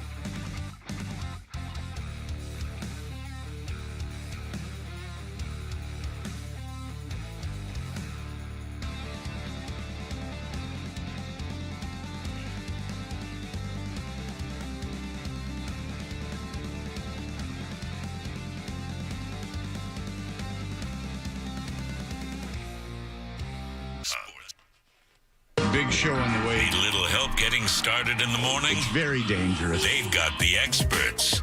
So, no. Toucher and Hardy. No. On the Sports Hub. Fart monitors have arrived. And we know that Adolfo is getting one and Nick is getting one. We'll get into all of that in just a moment. We have the good doctor that is running the fart study out of University of Maryland has sent us the particulars. And so we will have that for you. It's interesting with the Knicks game last night. As a kid, I remember when the Knicks had Ewing kind of pulling for them when they would be in the finals. I don't know if it was because they were in the Eastern Conference and I had a predilection to the Eastern Conference because I lived in a city where there was Eastern Conference team. I don't know. I think we all just like Patrick Ewing. I loved Patrick Ewing at Georgetown when I was like a little kid because Georgetown was obviously like a phenomenon, and people, which is pretty funny now, is that people were walking around with Georgetown memorabilia on. God, Like, here, especially when you, because you went to high school. because you guys here. were so good to him. I know. Boston Throwing was not good bananas to at him. him and I stuff. know. Boston was not good to him. But the Georgetown paraphernalia around here in the mid-'80s was ridiculous. Yeah, so if you are, younger than, I guess late 40s, you can't imagine a world where people are walking around in all. It just seems absurd now that Georgetown would be a brand that people wore. Like, I had a Georgetown sweatshirt. I didn't even know where Georgetown was. I had no idea what the hell was going on. But Patrick Ewing was such a huge star. And, that team was in those great, NCAA finals games. The Villanova game where everyone was high on cocaine. It was from Villanova at Pinckney and stuff like that. That's right. A big disaster of a team, but they ended up winning that. I had no idea where Villanova was. I had no idea what the hell was going on, but I was like obsessed with Patrick Ewing. I just liked it because he normalized the idea of wearing a T-shirt underneath your basketball jersey so I could hide my skinny, spindly arms. But the thing is that if you look back, very tight T-shirts, almost like a second skin. Yeah, well, mine were not tight, but still it could cover up some of my, scrawniness. Shireman is the real hero now because he's like a fat kid in the pool with a T-shirt on. Shireman has got the baggy white T-shirt. Like, he is not... we had a writer on, remember? And he was like, Shireman's like Ewing. And I'm like, oh, no. No, Ewing had like a girl's small on. It was like ripping. It was almost Hoganing off of him. It was almost like the Hulkster in full Hulk mode. It was like ripping apart. Mm-hmm. So I'm with you in the shirt underneath the jersey was a look that everyone emulated. But I think the way we were doing things was a little different than they were at Georgetown. But I got to tell you, oh boy, was I happy that they lost last night. That I don't know how they've managed to make that team so unlikable, but I do. It's the fans. And again, we do this every year. It seems that we have this conversation. But New York is like the definition of a cosmopolitan city. It's the definition of a big market. And for some reason, everyone gets all giddy and dumb about the Knicks. And I just don't know why there isn't that fatalism that I enjoy so much from good fan bases. This good fatalism that everything's going to fall apart and you're not. It's almost that shock. I remember when the Rangers won that cup. Like 94. There was almost like this like idea of like shock that I can't believe this really happened. Well, you got to remember too, it was double that because the Knicks were in the NBA Finals at the same time the Rangers were in the Stanley Cup Finals. So there was no fatalism from Knicks fans, and then it was the other way for Rangers fans who had been waiting a long time. It's just like they're dancing around, and the fans are dancing around, and we're going to sweep, and then you hear them call in, and Brunson's the best Knick that's ever lived, and, what? Why do you think the Knicks are winning this? Like, what makes you so sure? If you're such a big... That's the thing. If you're such a big fan of the Knicks... You should be walking into these games like crapping your pants. Exactly. Knowing that something's probably going to go wrong. How dare you call yourself a Knicks fan and walk around with the default mood of celebration. There's really no difference between the Knicks and the Jets. The Jets won the Super Bowl in '69, and I think the Knicks 73 was their last 73. one. Yep. So there's really no difference. You've made the NBA Finals is the equivalent of an AFC Championship game. The Jets have been to 3 AFC Championship games in my lifetime, but like the idea of them winning a Super Bowl is absurd. That's a good point I just made. So I'm a Jets fan. Knicks fans should be like Jet fans. They really should. The Knicks have been terrible this century. They have not won in almost the same. They haven't won in my lifetime. The Jets haven't won in my lifetime. Why are the Knicks fans all giddy and dumb? Like never an AFC Championship game where I'm like, the Jets got it locked, baby. Like, ring it up. No, you know they're gonna lose. Yeah, what is this good feeling based in? Yeah, it's like dumb. Like I get, going and celebrating and like I get why the tickets are expensive and I understand all of that. But I don't understand the Brunson's the best Knick ever. Like, how would you know? Like, what do you know if he's the best Knick ever? And he's not. No, he's not. But it's just ridiculous. There's guys that won 2 championships. How are they not? Like, Brunson's the best Knick ever. This is the best Knick team. Like, a lot of people. And, every pundit is a Knicks fan, and they're cynical about everything else. Stephen A. Smith, who is very talented, he's so cynical about the Cowboys, right? Mm-hmm. Like, he never comes, and he's a Cowboys fan. I know this because he's a talented broadcaster. Everyone pays attention to him. But with the Knicks, it's like everyone gets all not cheerleaderly and dumb. Yeah, Stephen A., who says that Brunson is the best Knick ever if they win. Which is not true. Not everyone agrees with you that Stephen A. Smith is the best. I think mostly cheers. It was loud and it was very enthusiastic. Mr. President, ESPN commentator Stephen A. Smith, who was talking about running for president, said he would blame you if the Knicks lost the game. How do you respond to that? I think he's a nice guy, but you need a certain aptitude to run for president. You need a high IQ. I'm not sure that Stephen has that. I don't think he does, actually. I just, whatever with the Stephen A. Smith stuff, my funny thing is like a lot of cheers, I know. Like, what do you care? Biggest cheer ever. Biggest cheer ever anybody's ever gotten. Yeah, it's booze. But the thing is that, like, if I'm the president, like, even as the equivalent of him talking about the crowd booing him and saying there's a lot of cheers and, like, caring about that would be the equivalent of me caring that lunatic at the golf tournament yesterday thought I did nights. Do you understand? Like, it should mean nothing to him that a crowd of 18,000 would boo him or cheer him. Yeah, sure, you're going to be polarizing. You're the president of the United States. Like, you're above cheers and boos. Who cares? Nope. But no. Nope. It's like he's very into ratings and cheering. Anyway, the Knicks lost, and that was glorious. All right, we'll be back. We have fart monitor talk to get to. Yeah. We'll be back in just a moment. You're listening to Toucher and Hardy.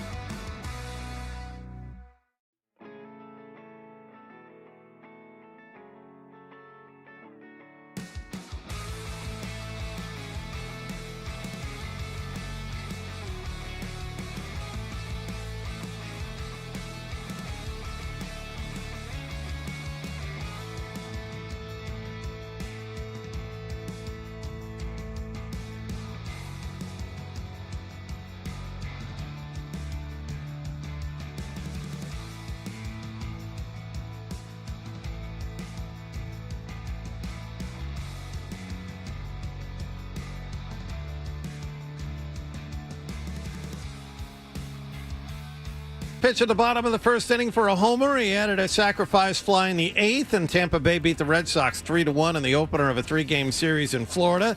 Chad Tracy got a homer from Marcelo Meyer and 3 singles. That was it for the night. We just, it didn't hit much. Obviously, we took some scattered good at bats during the game, but didn't create a lot of opportunities for ourselves. They'll pitch Peyton Tolle against the Rays tonight. The Boston Globe is also reporting John Henry is not considering firing Chief Baseball Officer Craig Breslow. San Antonio beat the Knicks 115-111 in Game 3 of the NBA Finals last night at Madison Square Garden. Victor Wembanyama, 32 points for the winners. The Knicks still lead the best of 7, 2-1. They'll host Game 4 tomorrow night. Patriots begin mandatory minicamp today in Foxborough. Mike Vrabel will meet the media at 12:45. It's a press conference we'll carry live here on 98.5 The Sports Hub. After skipping OTAs, Christian Gonzalez and wideout Kayshon Boutte are both expected to be in attendance. Yesterday, the Patriots signed first-round draft pick Caleb Lomu. In Game 4 of the Stanley Cup Finals is tonight in Las Vegas. The Golden Knights lead Carolina 2-1. Sports Hub headlines are brought to you by the $14.99 Big Deal Meals at the 99. Like the grilled chicken teriyaki, all Big Deal meals are available all day, every day for just $14.99. You gotta love the nines. I'm John Wallach on Boston's Home for Sports, 98.5 The Sports Hub. Your next update at 8:30. Listen to it, laugh at it, get mad at it, agree with it, argue about it. It is Boston Sports. Boston Sports. And it is all we do. 98.5 The Sports Hub. And now, back to Toucher and Hardy on the Sports Hub.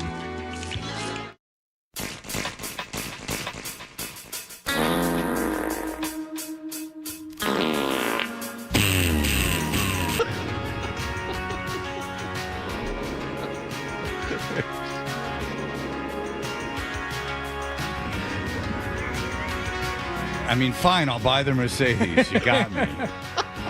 Have you all seen the commercial? Fine, I'll invest. I'll invest with you, Fisher Investments.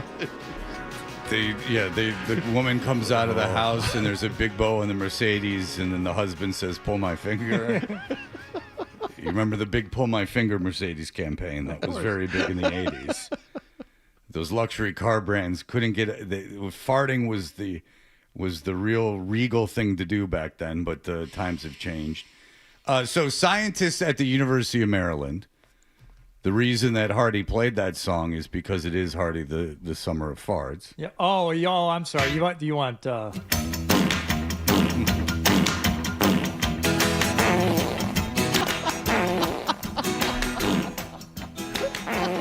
then it fades. Let's fade. Yeah, you got to fade out. You can't just end. You got to have something to talk over. So it is the summertime of farts. What are you talking about? This is so immature. Is it? Let me tell you this. Scientists at the University of Maryland have created smart underwear, the first wearable device designed to measure human flatulence. By tracking hydrogen and flatus, the device helps scientists revisit long-standing assumptions about how often people actually fart.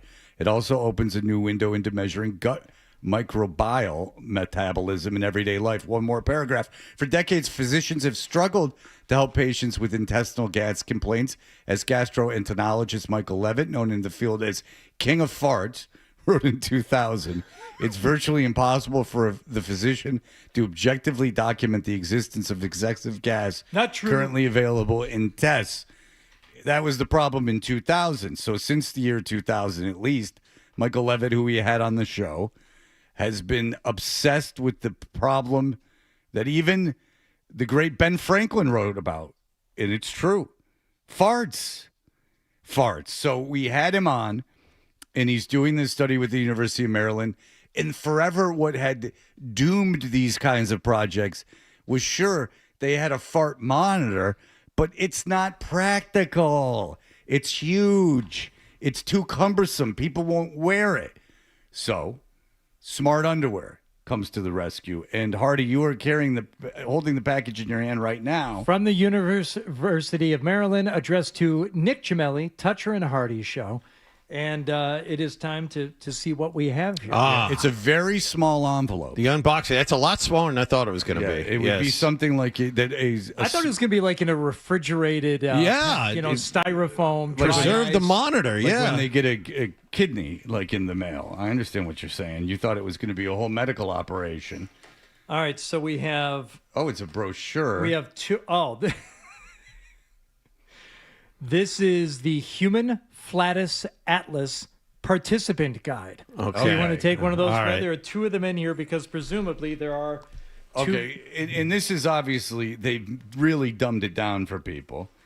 The Human Flatus Atlas Protocol, otherwise known as the fart meter, they have the stages of you, Adolfo and Nick, what they'll be doing. Okay. And I'll hold this up for the cameras on YouTube so you can see this is all legit. It's a flow chart thing happening there. I like but that. I will show everyone. This is like a very consumer-friendly guide. It just shows you that you don't have to be a scientist to wear the dang thing. It says, pre-wearing, you receive the smart underwear. Check. Then you will have to download the Human Flatus application, Nicholas, which you have. All right, come in here then. The Human Flatus... If you have it, come in here already. The Human Flatus Atlas app. All right, so Nicholas is on his way in. He had to dot some I's and cross some T's before he could make the trip into the studio. Not easy for him to move as he is... Here he is. Very short-legged and big-butted. His thighs rubbed together, and he is sat down. He has a look of concern on his face. Nick, what is troubling you? My thighs do not rub together. Yes, they absolutely do. What is concerning you? You have a look of concern on your face. No, nothing. There was All right, stuff over here. Well, control that. It's off-putting. All right, so you have the app. Yes, I do. All right, can you tell us a little bit about what the app says? Well, it says before wearing, plug in the smart underwear and wait for status LED to turn green. Okay. Now, do you have the patience to do that? Yes. Okay, so you can wait until it charges. You're not too gung-ho. I am. I'll wait until it charges. Now, do you think they have mail service where Adolfo lives? Do you think that there's actually a gentleman or woman that could hand this machine off to him when we send him one? There's a P.O. box situation, I'm guessing. Okay. Because there is a wall wart charger in the package. A wall wart charger? There are... Oh, you took one of the devices out, Nicholas? Yes, yeah. Okay. So it's Nicholas, all charged. Yeah, Nicholas had to get his little hands on that thing. This is the Human Flatus Atlas device. It's almost microscopic. And that is what it looks like. Okay. Size of a nickel. Well, yeah, a nickel, or what it looks very similar to is if you get like an Apple tag that you put on someone's car that you're stalking. Yep. So you can make sure that they're not going anywhere that you don't like. And also, very thoughtful, included in the package are a bunch of Purell wipes. Yeah.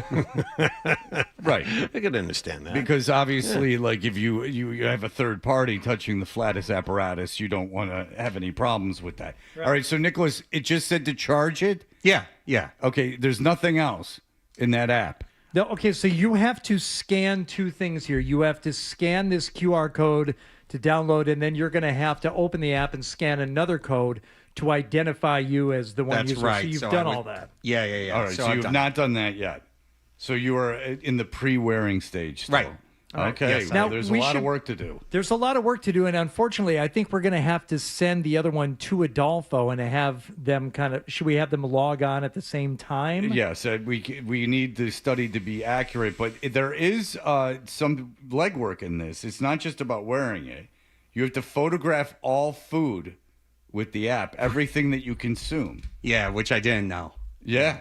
Yeah. And that's going to be interesting, too, to see what Nicholas puts in that body of his every day. Well, and Adolfo, too. Yeah. That is actually like a little bonus. Yeah. Who knows what Adolfo Yeah, I was eats just going to every say, day. I think it's more for the Adolfo discovery than Nicholas. This will be fun. What we would like you to do, in addition to uploading your photos, I'm guessing you have to upload into the app, please send them to a group text as well. Mm-hmm. So when you upload that photo, also send it to us so we can be monitoring ourselves. Do you want me to share it on the Instagram?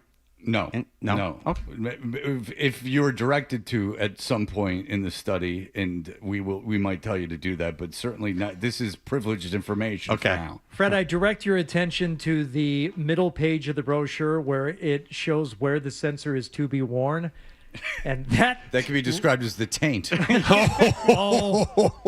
I believe it's north of the taint or south, so to speak. Oh. They want that sensor. I want it right up. I guess I thought it was going to be like on the band maybe of your underwear. Yeah, and behind there. Yeah, that makes more sense. Boy, they want up close and personal, man. They don't want to miss anything. Right up there. Attach the smart underwear to your underwear before getting dressed, but do it before you get dressed, okay? Okay. Locate the section on the underwear near the back of the crotch. So this is the taint. Start with the black snap, use the white snap, and then you put it on. But you will have to, this is interesting because this gets fun. You're going to have to photograph all your food with the app.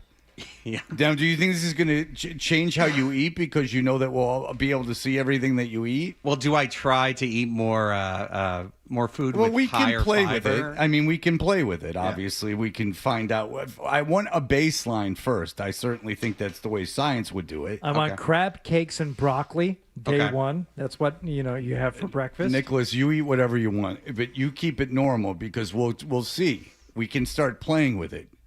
We can start seeing if we can manipulate it a little bit with what you eat. But at first, I just want to know what you two eat.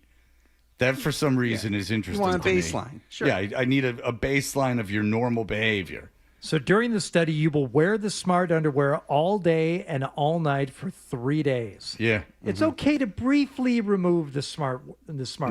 Not in my opinion. Never wear Tape it to inside your butt cheeks in the shower.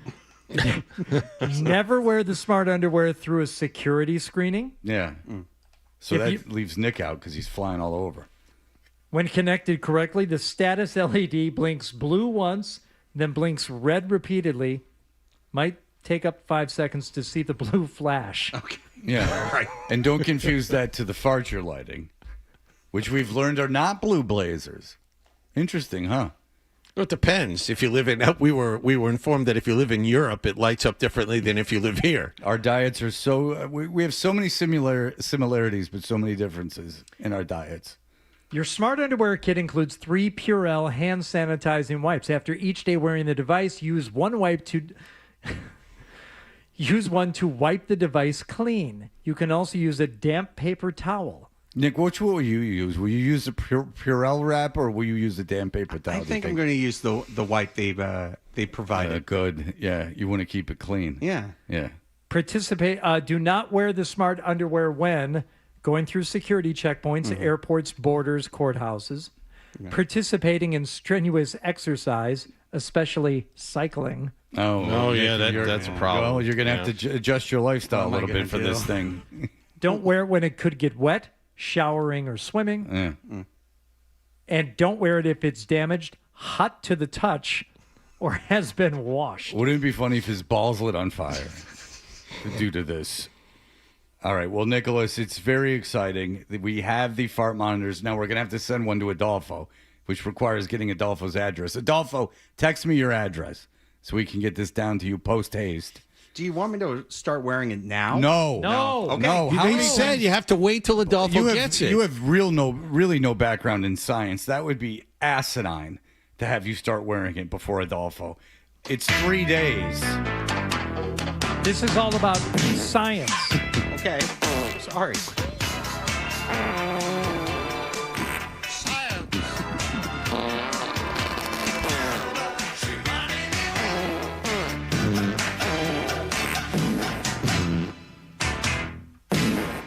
And then so you only wear it for 3 days. So there's very little wiggle room in terms of what we can do. But post wearing it, you complete a final survey. Oh. So just know that's on the agenda, Nicholas. Okay. You'll be forced to write. All right. Well, I don't want to take this away from Nicholas, but they've really dummied it down for people like Nick wearing the fart monitor. And I'm excited that you're going to have to take a picture of your food. Yeah. Do you think that you're not excited about that? I'm not excited about that. If you took pictures of your food yesterday, what would you have taken pictures of? Yesterday, I don't really remember. I do remember. Nick, you remember what you eat if you could think about it. Well, listen, I do remember. Well, I didn't remember actually eating I was told by my wife eating 3 sub rolls and a box of Cinnamon Toast Crunch overnight in my sleep. So whoa. Yeah. When was Hang this? on. Last week. Okay, whoa. How come you never mentioned this? You're becoming a little Adolfo-ish in your old age. All right, so your wife told you. Yes. She said, Nick, you won't believe it. Last night, what was going on? You ate 3 sub rolls in a whole box of... Well, she was pissed because the day before she bought those sub rolls for dinner. We were making like meatball subs. You were or having something. bread. And apparently, I ate the sub rolls before we even had that planned dinner, and the Cinnamon Toast Crunch, which she bought for herself. Okay, so you ate it all in one night while you were asleep? Yeah. Oh, God. Do you do that? Do you sleepwalk? I sleep eat a lot. So do you take Ambien or something? No. Melatonin? No, please don't say it was melatonin or magnesium. NyQuil Pure Z? No. I do take melatonin, but not not often enough to. You're not taking magnesium too, are you? No. No. I can only. Well, he wouldn't be here today if he did that. He'd be in a coma. How often does this happen? Probably twice per week. Whoa! Yeah. So twice a week in your sleep, and you don't remember any of this. You get up. I don't. You get up and you go to the kitchen. I go to the kitchen, eat something, then go back upstairs, and I might bring something upstairs because she'll find it in bed. My God. And then the reason twice in the last year, but he's doing it twice a week. You sleep eat twice a week? Yeah. Holy crap! You understand? But then when I come down to get ready for work and stuff, I'll know if I ate something in the middle of the night. If there's cereal on the couch or something, or food just randomly around. So it's the living not room. just on the counter. You will go physically and go sit down. So you black out. You're essentially blacked out. You're behaving in ways that you don't recall and really can't control. So you're walking around in a blackout twice a week eating. I think recently it's blackout. Sometimes I'm kind of awake, but really not awake, and I'm walking around So you have no recollection of eating that bread and that cinnamon when toast I wake up crunch? in the morning to get ready for work? No. Okay. No. I'm walking down and I'm like, oh wow, there's an empty bread bag, and it's a lot of the times it's bread. I don't know why. I love carbs, apparently. Right. Yeah. Well, maybe, yeah. I mean, you're not going to be able to have bread in the house. So you get up and you do all this. And does she hear you get up?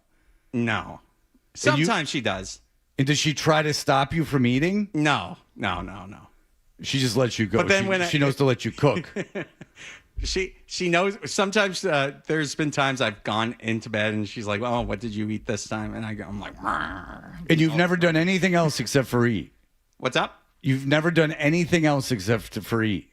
Most of the time it's just for eating. Well, what is it the other time? Something else that you would do when you're sleepwalking. Oh no, it's mainly just eating.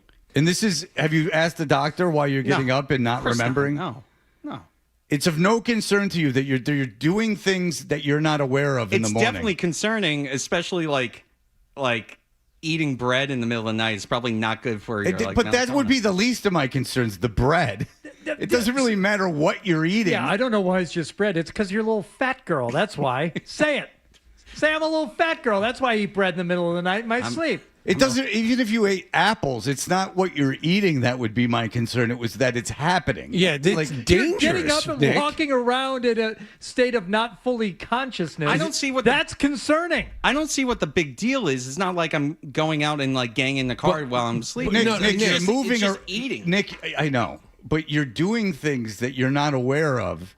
And behaving in ways that you seem to have no recollection of control over. Like if you have to go down a flight of stairs to do this is very dangerous. Well, just anything. Yeah. Like if you were doing anything, if you were literally just getting up and folding clothes, Just that you're behaving in I a would way. ask my doctor about it. Wouldn't you? If it happened the second time, yes, I would. Second time in a week? I would go, yes, this seems like a severe, and this sleep can't be any good. I mean, if you're asleep walking around eating, I don't think you're in a REM sleep or a deep sleep. It's not great. No, I don't. And It's not great. Yeah. You got to get a Whoop. I wonder what the Whoop would say. The Whoop has been very stern with me lately. Oh, really? Yeah, it's been like you're not getting this chemical release because you're not pushing yourself. But so yeah, I mean, so obviously you're not getting good sleep. Nope. You're also like, I mean, you could wake up and it could be a real bloodbath. I mean, you could be, you could walk out a window, you could get behind the wheel. Who knows what you could be doing? It's just. Well, I never thought. I've right never now. thought about that.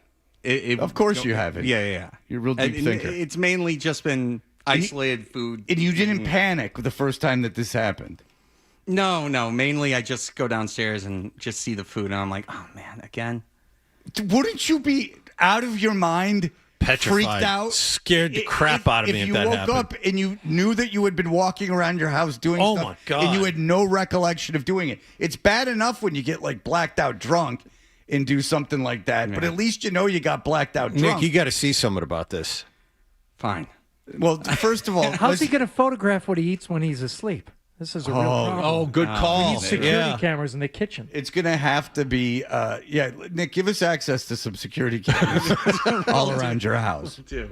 Especially the B room. Well, the problem is that, like, am I photographing every single thing I eat? Yes. during That's the day? point. Yes. Yes. Yes. Oh, man, this is Wait, gonna- what would be This is the going to suck. Nick? What would be Pop-Tarts. Nick? What would be the other option if you weren't I thought it was taking just photographs meal. of everything you ate? Why would you take a Because I photograph don't of really- anything I guess you I ate? don't really eat like 3 meals per day. Yeah, but I don't know how that means anything to the University of Maryland. They want to know what you're eating. Boy. Okay. God, it's got to be good to be Nick. He's so carefree. He just gets up, he eats. How long has this been going on? Years. Just walking around in a blackout, Twice a waking week. up in the morning. Yeah. Maybe it might have been more. I'm not sure. We're genuinely concerned, Nick. All right, I want to have. All right, John, we're not that concerned. All right, Nick, I want to talk to your wife tomorrow. Okay. Your whole family's been calling in recently, except for your father, who you're estranged from. He doesn't talk to me. That's called He's estranged. not talking to me. All right. Well, I don't know what you did, but it was certainly not good. Maybe you called him while you were blacked out in one of your sleepwalks. Nick, you called me and said all kinds of crazy nonsense. But there ain't no cure for the summertime. I can't believe you just came out and said for years I've been getting up and eating and have no recollection of when I eat. Twice a week. Twice a week, and you've never mentioned it one time. We do a show every day, and this has never been brought up. I know. All right. I'm kind of surprised I haven't brought it up. All right. Well, Nicholas, thank you. We look forward to getting you that fart monitor and finding out more about this sleep eating that you've been doing, which seems like a big concern. But Nick just can get through life. He doesn't really care what happens. It doesn't really matter to him. He just, for years, he's just been like, oh, it's just something that happens. It's just something that I do. Most people be petrified, but Nick is absolutely fine. All right. Footloose and fancy free. I mean, there's a lot of people that want to talk about this. I wonder if we should push Ian Brown. Yeah, I think we got to push Ian Brown because I'm going to take these phone calls. This is pretty weird. All right, we'll be back in just a moment. More Toucher and Hardy next on the Sports Hub. Hey, it's Wallach. Time to listen up. Let me tell you about the new game from Fanatics.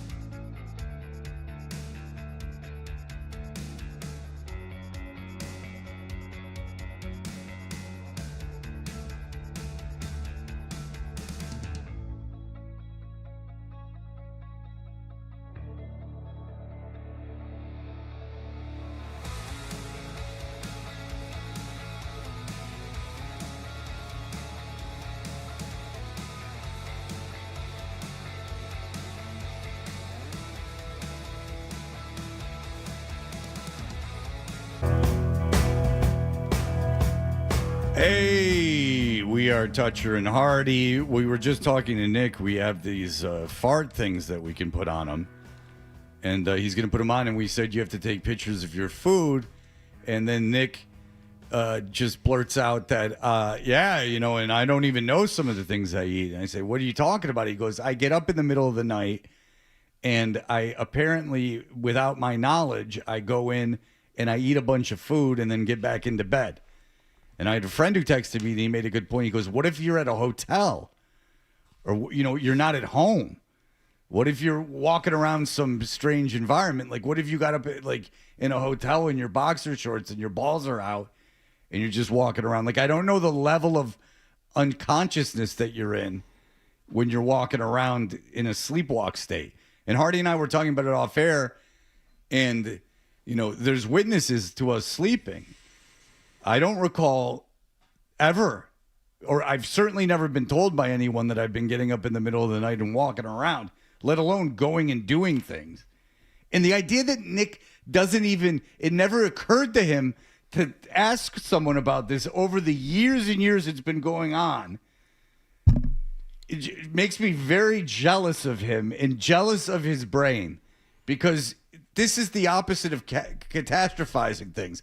This is like a foxhole bunker mentality, like one of these dopes that didn't care about being in World War II. Ever hear about them? Like, there'd be these happy guys, and they'd be like getting shelled and bombarded in these bunkers, and everyone's like freaking out, and there'd be like two guys that are just like la da da da da. And what's really concerning is I think this is now kind of infected his wife, Brittany, who appears to be like a very intelligent and thoughtful person. She's been so desensitized by finding him covered in feces, half dead, moaning in ecstasy, that now the fact that he gets up twice a week in the middle of the night to gorge himself on carbs doesn't even move the needle for her anymore. Yeah. It's not a big deal. I mean, let alone a full box of Cinnamon Toast Crunch. You didn't eat the whole box. He ate the whole box. He said, I ate a box of it, yeah. He's not smiling in there, by the way. No, this happened. Let's go to Jimmy. Go ahead. Yeah, so first I think we have found out why our friend Nicholas is so buxom. All those carbs every night are going straight to that big old booty. And I think what would be a clever idea, and I apologize, I don't want to tell anybody how to do anything, but I really think there's an opportunity here for the Toucher and Hardy Instagram page if we get one of those Nest cameras and put that in the old kitchen and living room of Nick's house just to see what's doing. Yeah, Thanks, boys. I would assume there is some problems given that there's a wife and kids. But if it was Nick on his own, I would like to have a big brother situation where we're monitoring him at all times. But I think that there might be some ethical challenges given the children that are sitting around. I don't believe that is anything that we should have access to. I wonder if just knowing the camera was there, though. Like, okay, we're just going to plug it in when you go to bed. No one else is going to be up in the middle of the night. If subconsciously knowing it were there would prevent you from doing this. I would think for most people it would, but it wouldn't for Nick, because Nick doesn't seem to have a care in the world. It probably would. And if I'm staying at a hotel or something, I won't do it. If I'm in a comfortable place, if I'm at home or something, then I'll most likely go downstairs. How many times have you been in a hotel in the last year? Last year? In the last year, probably once or twice, maybe. Okay, once. So you spent one night at a hotel. Yeah. Okay, so you have the whole background of the sample size of the one night. But this has been happening for years. Right. So at home, two days a week, you'll get up and eat without any knowledge of it. Right. Yes. But the one time that you were at a hotel, it didn't happen. So you can't remove the idea that this could possibly happen, that in a strange environment you I guess could it get could up. happen, yes. Yeah. And you certainly know that this doesn't have to just be eating. That's just what it is now. Mm-hmm. Do you go to bed hungry? No. That's the thing, I don't. No. So you don't deprive yourself of food all day and then you get up like and you're ravenous and your body That is would like make sense. So I normally have something for breakfast. and snack during the First show, meal. Yeah. late morning, early afternoon. Right, you're always we have stuffing dinner, your face, right? and then dinner, and basically that's Yeah, it. And then those are nighttime, meals. nighttime snack before not before including bed. the nighttime snacks. Yeah. All right. So you had 3 sub rolls in a full box of cat. I've never Cinnamon done Toast. that before, though. So that was a first. Well, how often do you have sub And to rolls the in point the that- house? Yeah. It's like saying I've never done it in a You hotel. might be betting 1,000. You don't know. stay in hotels. Meaning, like, Brittany was legitimately like pissed about that. I like that she was mad about the box of cereal and not about her husband wandering around at night. without consciousness, eating stuff. She's so used to it. That's why. I know you've put the bar so low for her. I know. I mean, you really have. Like she's freakish in what she's had to put up with. All right, Fred, go ahead. Hey, what's going on, guys? Hey, what's up? Listen, I think this is all a ruse. I think that Nick's getting up in the middle of the night, fully conscious, eating all the food that his wife wants to have or eat, and he's like, "Oh, I was asleep." I think he's lying to get out of trouble. And you think he brought it up, and this is why he has not mentioned it up until this point, and he brought it up kind of as like a message to her, like, look, because this just happened, and he's saying to her, look, I even said it on the radio, so it's got to be true. I get where you're coming from. Exactly. He woke up and it was like, "Oh, honey, I know I ate all the food that you wanted, but I was asleep." And now he's like, "Oh, I'll bring this home big time and say it on the radio. She'll definitely believe me now." It's a decent theory. If I thought Nick had one conniving or devious bone in his body, Yeah, that's a long way to go for Nick, I would I think. consider that. But and plus, twice a week of having to sneak eating seems like a rather excessive. Like at a certain point, it's like hiding drinking. Like you're gonna, like at a certain point, it's up.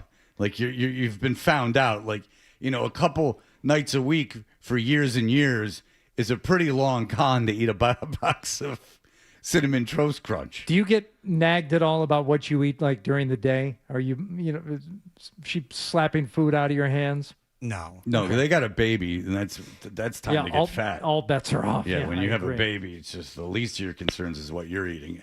Dan, hello. He has a history of this. I mean, when he went to that bachelor party, he got a little cut, and then it turned out, to attack his heart, and then he ended up in his own feces. If you keep sleepwalking, you're going to poo yourself. Yeah, it's true. Have you pooed yourself again, Nick? Do you go to the bathroom? He's talking to all kinds I have of not pooed myself. All right, you have not. No. You don't get up nocturnal. You don't go to the bathroom in a daze. Well, we don't know. I do not. Would your wife know if you were going number 2? Would she know? Yes. Would she know if you were unconsciously? Could you going describe poo? what evidence might be left? Right. Have you never pooed the bed? Pooed the bed? No. Have you ever peed the bed? Maybe when I was a kid. Well, not when you were a kid. I'm talking about recently. No, not recently. No. Interesting. DA has shown up all of a sudden. No, it's not DA. It's just it's Fred, and it's curiosity. All right. All right. Mm-hmm.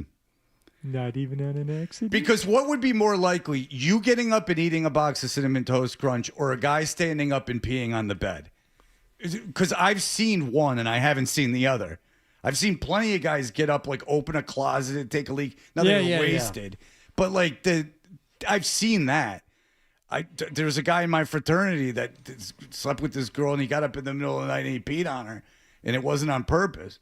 He like thought he was in the bathroom, like not directly on her, but like in bed, like on the bed while she was in the bed. Which is an infamous story and was great fun the next day. But most she of was not pleased. Yeah, but most of those involve like heavy drinking. Are you drinking a lot before bed? Oh, Nick. No. We know you drink not after really. the show. We know you day drink. Did you day drink yesterday? It was Monday. When the cat's away situation, the mice will play?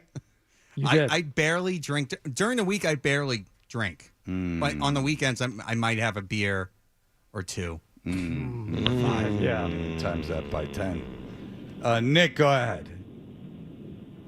Hi, how are you? Hey, what's up? So, Fred, you said you were curious. My curiosity is, how did he eat the Cinnamon Toast Crunch? fistfuls out of the box, or was he sitting down with a bowl of milk and a spoon? Good question. Really good question. Yeah, out of the box because so you really probably are asleep. Yeah, because you wouldn't eat a whole box of cereal with your hands, right? If you were awake. Mm-hmm. Interesting. Yep. What's also interesting, again, I go back to the idea that you live such an anxiety-free life, that this is just rolling. This is no cause for concern. Like, what are you thinking about all day? Like, if you're not worrying about this, what's in your head? Probably the kids. I don't know. Because what's funny is like I occasionally I know Nick long enough where I have to like give him like you're fine in terms of work, like you're not like nothing's gonna happen to you. Like I've done that with Nick because I see Nick pacing around and I know that something's bothering him, so I'll text him and I'll go like, look, it's okay. I have the compassion to do that. But he's wasting his time worrying about that when there's something very real to be worrying about. Like, even if I was wasted and got up and was walking around and eating, I would be concerned. All right. Well, listen, Nick, you've really opened up a Pandora's box here. I'd like to talk to your wife tomorrow. 8 o'clock, please. I want to talk to her, and I want to know what's going on, and I want to know why you won't talk to your father. These are the two things that I need to know. We'll combine the two. No, I just want to talk to her about you getting up and eating. Yeah, we can stick with that. There's plenty there. Yeah, I'm just focusing on that. I'm kidding about the other thing. All right, we'll be back in just a moment. Sports Hub headlines.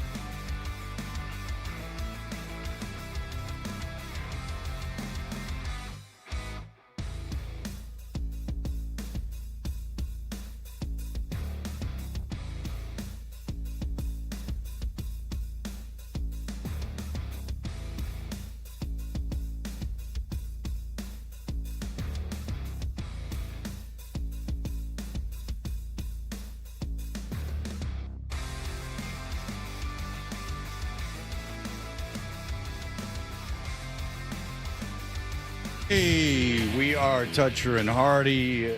Peter Rosenberg of radio fame in New York City is going to be joining us in just a moment to talk about all this stuff that's going on with the Knicks in terms of their fan base's inexplicable positivity, which is I'm finding to be very grating.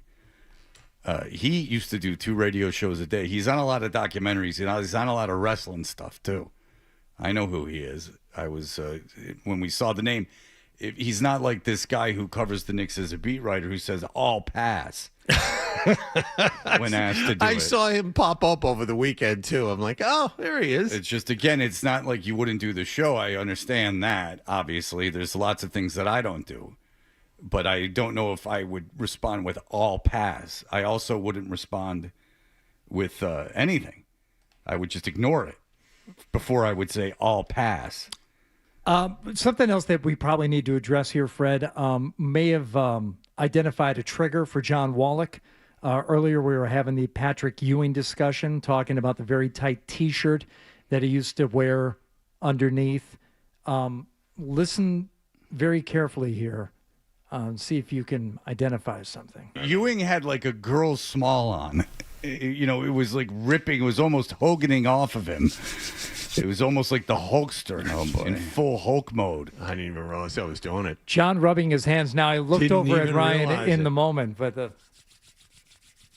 John doing the very dry hand rubbing. Yeah. I didn't even realize you need lotion. And maybe there's something subconscious at play here. I need to get this under control. I didn't realize this show was such a pressure cooker between Nick getting up in the middle of the night and eating and without his knowledge and John rubbing his hands together like a lunatic. It's like a real pressure cooker in here. Boy, oh boy. I didn't realize so much stress was upon the members of this show. Let me hear that again. Let me hear that again. John, you'll admit that this is audible. Now, I missed it. Ewing had like a girl's small on. You know, it was like ripping. It was almost Hoganing off of him. It was almost like the Hulkster in full Hulk mode. There's no backtracking from that one. I heard that one. I wonder what... I don't know what it is. What the trigger was there. Why he started moving. I wonder if it's when you start talking about sports in the past. Like sports of his, I guess, his 30s in terms of youth. Like, I wonder if when he rhapsodizes about the past, if he rubs his hands together greedily. Do you have the first clip of his rubbing his hands together? I don't. We could pull the Instagram clip and just play that, if you could please, Ryan, because that has both hand rubbing instances from that morning. Okay, so what my theory would be based on that clip is that perhaps when rhapsodizing about, because, you know, his only interest is sports. Is thinking back? Yes, like to sports specifically, because we've gone over this. He was lying about the whole food thing. He's got no real interest in anything other than sports. He's admitted this much. And so maybe when he thinks about it, he starts rhapsodizing and he rubs his hands together. Okay, let's hear the Instagram post. It's a scramble where everyone hits and then they drop where the best ball is, and then everyone. My theory's out the window. That was just talking about the golf tournament. There's no rhyme or reason. Ewing had like a girl's small on. You know, it was like ripping. It was almost Hoganing off of him. It was almost like the Hulkster in full Hulk mode. Yeah, I don't know what it is. I wish there was a pattern to it so we could identify it, but it looks like John's just insane. It seems that way last couple weeks. Do you moisturize? No, apparently not enough. I thought I did, but apparently not enough. Has your wife or your kids mentioned you rubbing your hands together? No, never. Because my father sucks his teeth, which might be the worst thing in the world.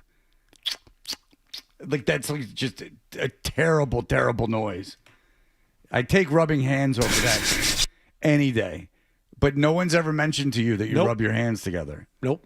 Well, maybe it is a pressure cooker in here somehow. I don't know. Maybe we should give you a complex He's about very conscious about his hands now. Look at him. You're like Charlie's uncle on Always Sunny. You're going to have to start wearing big fake hands. You can see my hands. You guys are unfamiliar. It's funny if you know. All right, Peter Rosenberg is going to join us in just a moment. You're listening to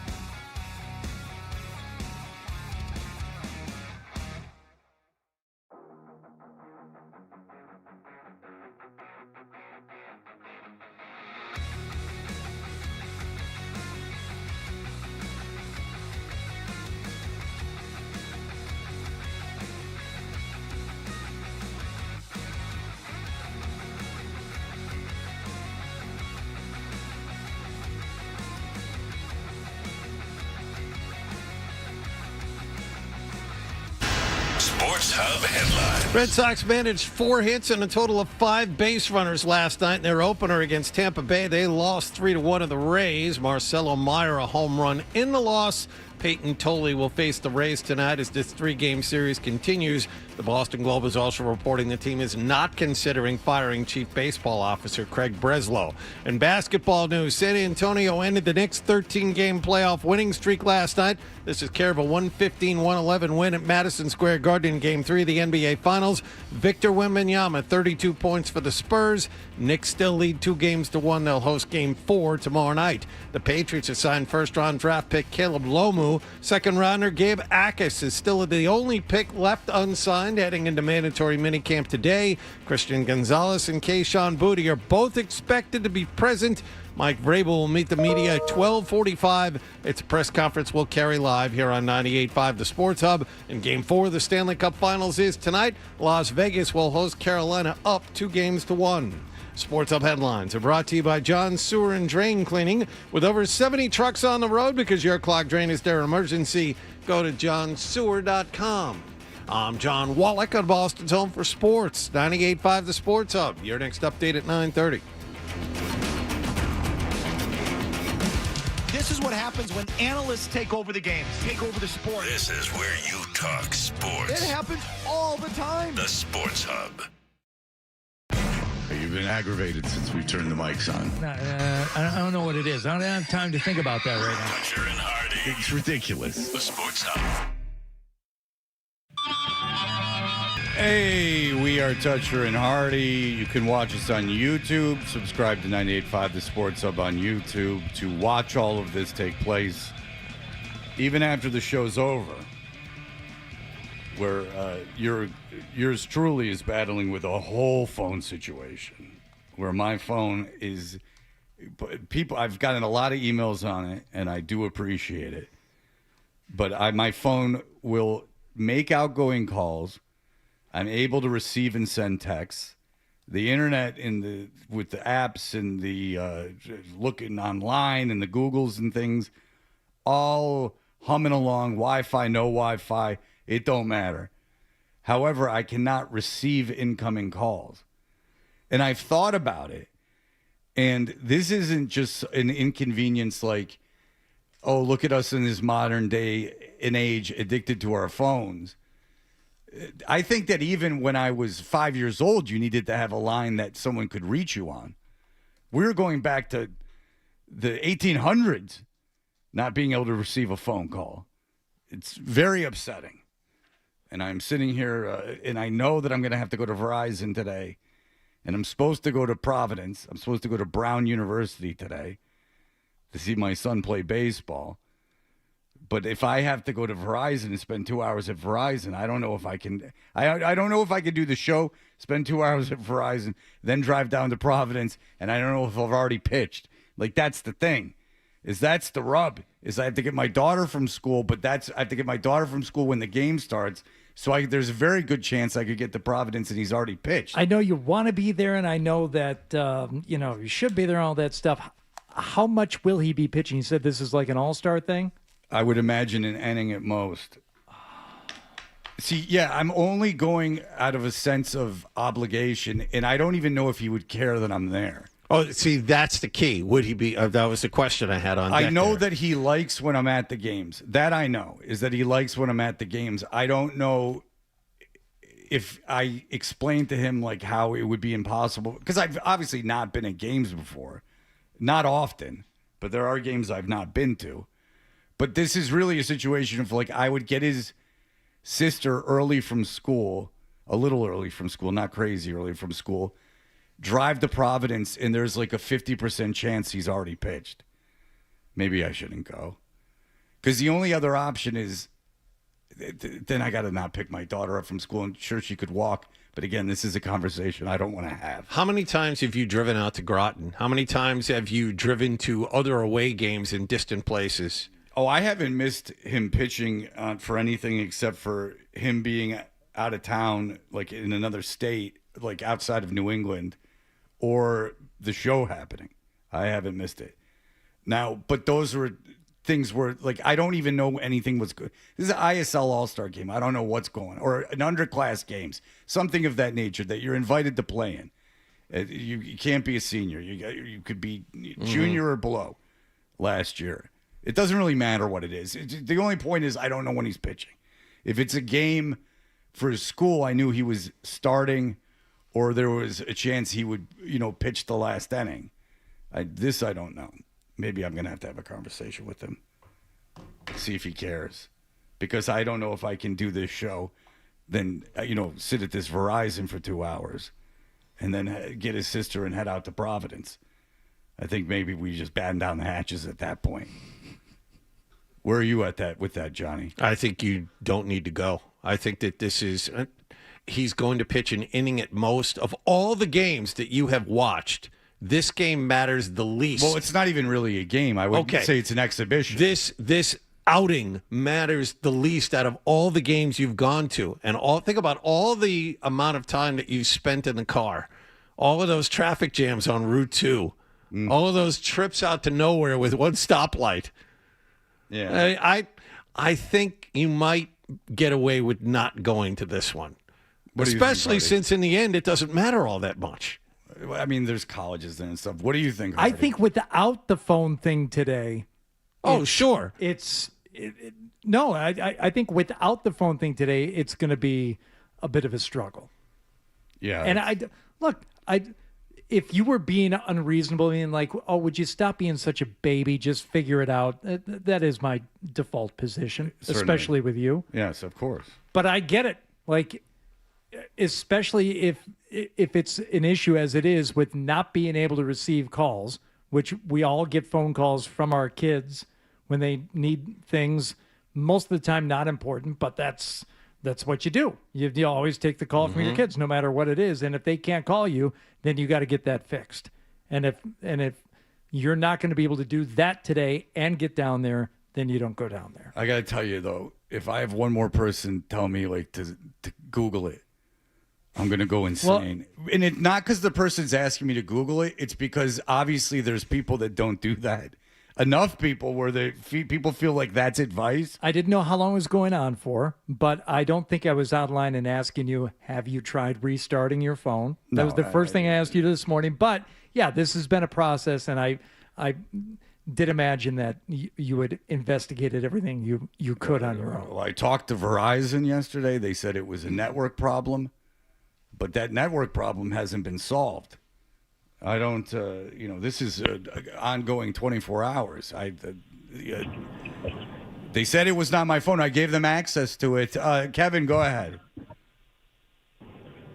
Kevin. Turn off the phone and turn it back on again. Oh. Why didn't we think of that? Thank you, Kevin. I appreciate it. I will, if I run out of every other option, I'll try it. I don't want to go crazy and try that. I don't want to go Harry Carey right away and do mutual destruction or anything right away. I'm trying it right now. All right, try my phone. Yeah, you can play. It rang once, and then it went, and then it disappeared. If you feel you have reached this recording in error, please check the number and try your caller announcement too. Welcome. All right, there you go. Bill, go ahead. Hello? Hello, you're on the air. Yeah, okay. So, Fred, what you should look to do is go into, do you have an iPhone? I do.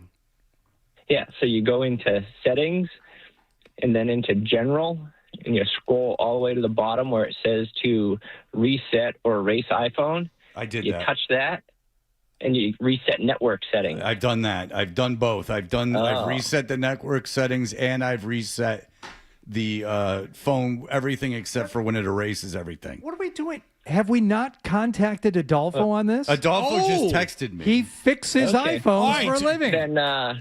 Then you do have to go to Verizon to get it resolved, because if that doesn't take care of it, then it's something on their network.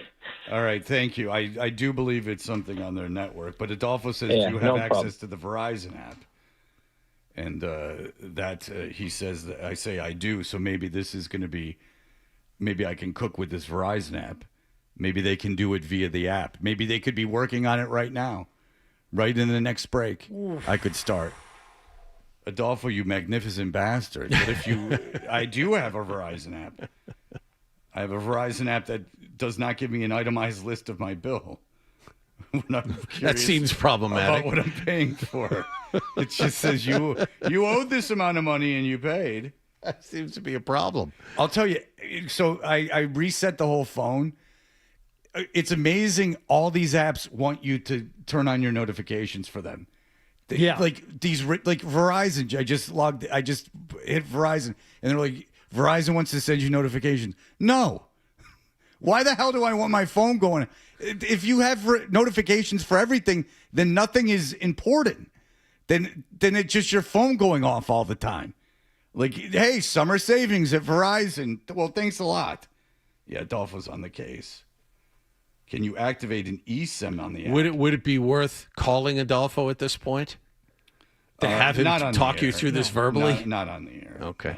No, every app that wants you to enable the push notifications. Yes. And the last app that I got was the FedEx app when I was waiting for my super clone. Oh, yes. For my Wuhan watch. And looks great on you, by the way. And I downloaded the FedEx app, and it's amazing. Within 3 days, because I don't get that many FedEx packages. Apparently, once your name is like in the system, they just alert you to everything. I had 3 packages showing up in the next 3 days, and I was getting all these notifications like where it is. Now it's coming here. Now it's at that spot. I said, oh, that's pretty cool. Yeah, no, but it's only when you have something coming. And 2 of these things I didn't even know I was getting.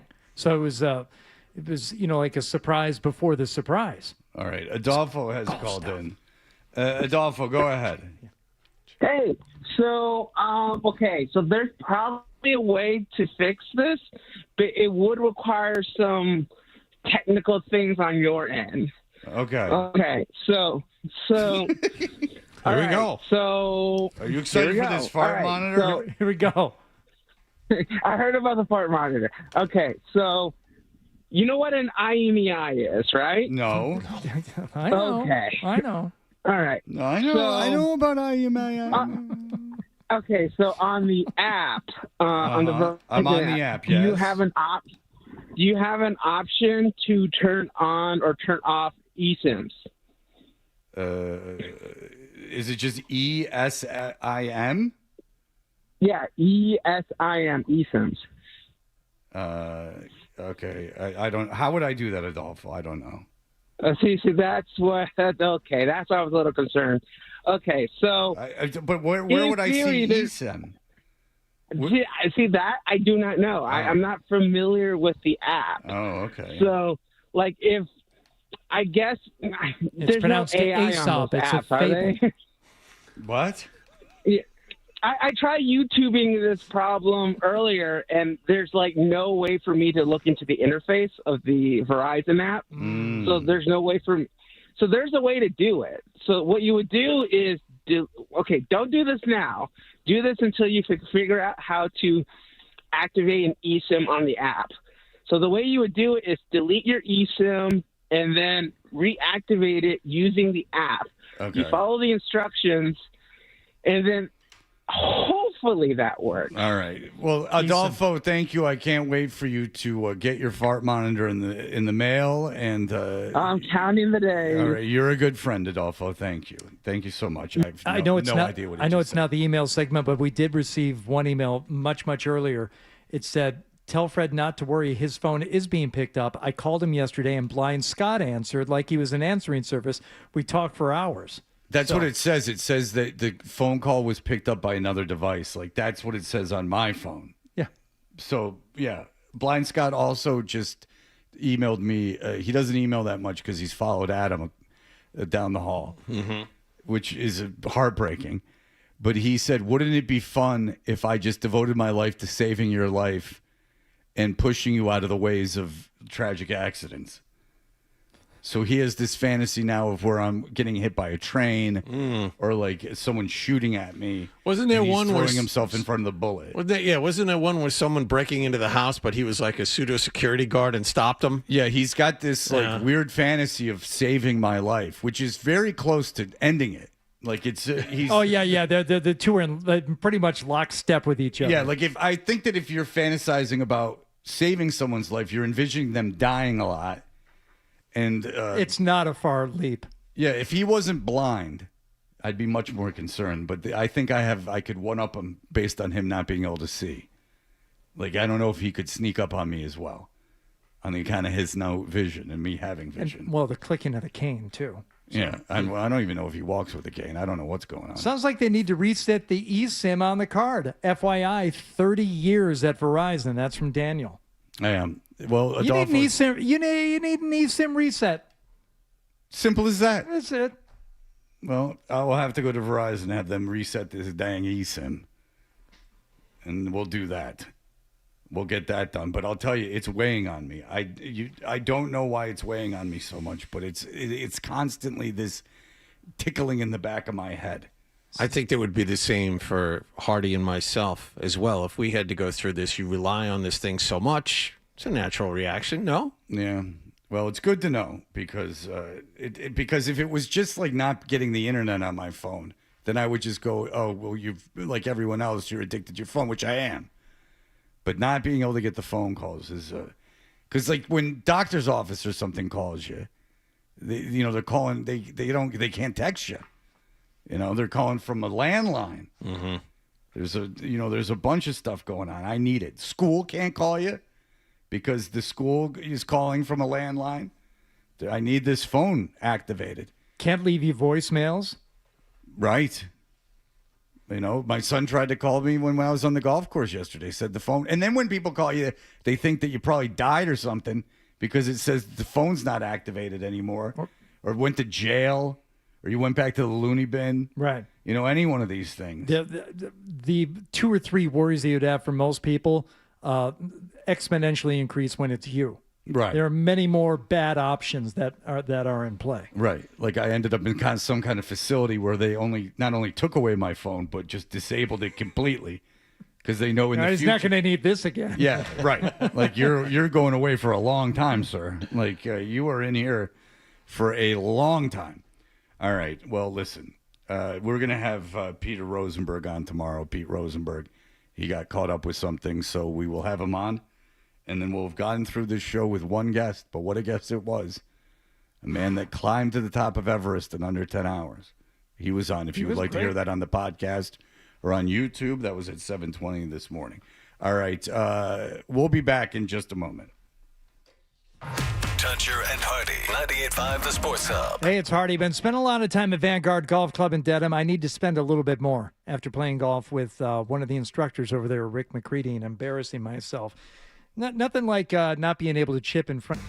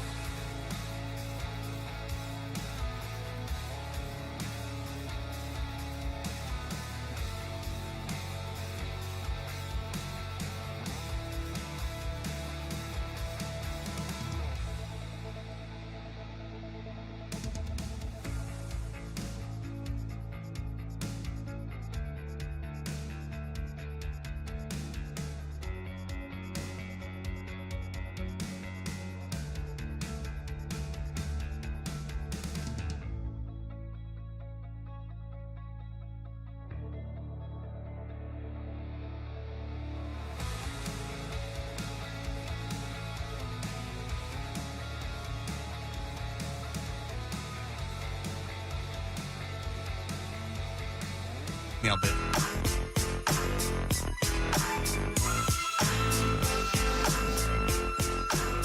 Hey, we are Toucher and Hardy. The email bit is powered by Jeffrey Glassman Injury Lawyers. If you've been hurt in a car or work accident, you got to get Glassman. Don't just send an email. Call all sevens at 617-777-7777 or visit gottagetglassman.com. Adolfo just texted me. He said, do you trust me enough to log into your account? But what does the Verizon account entail? It's not access to my phone, correct? I don't know.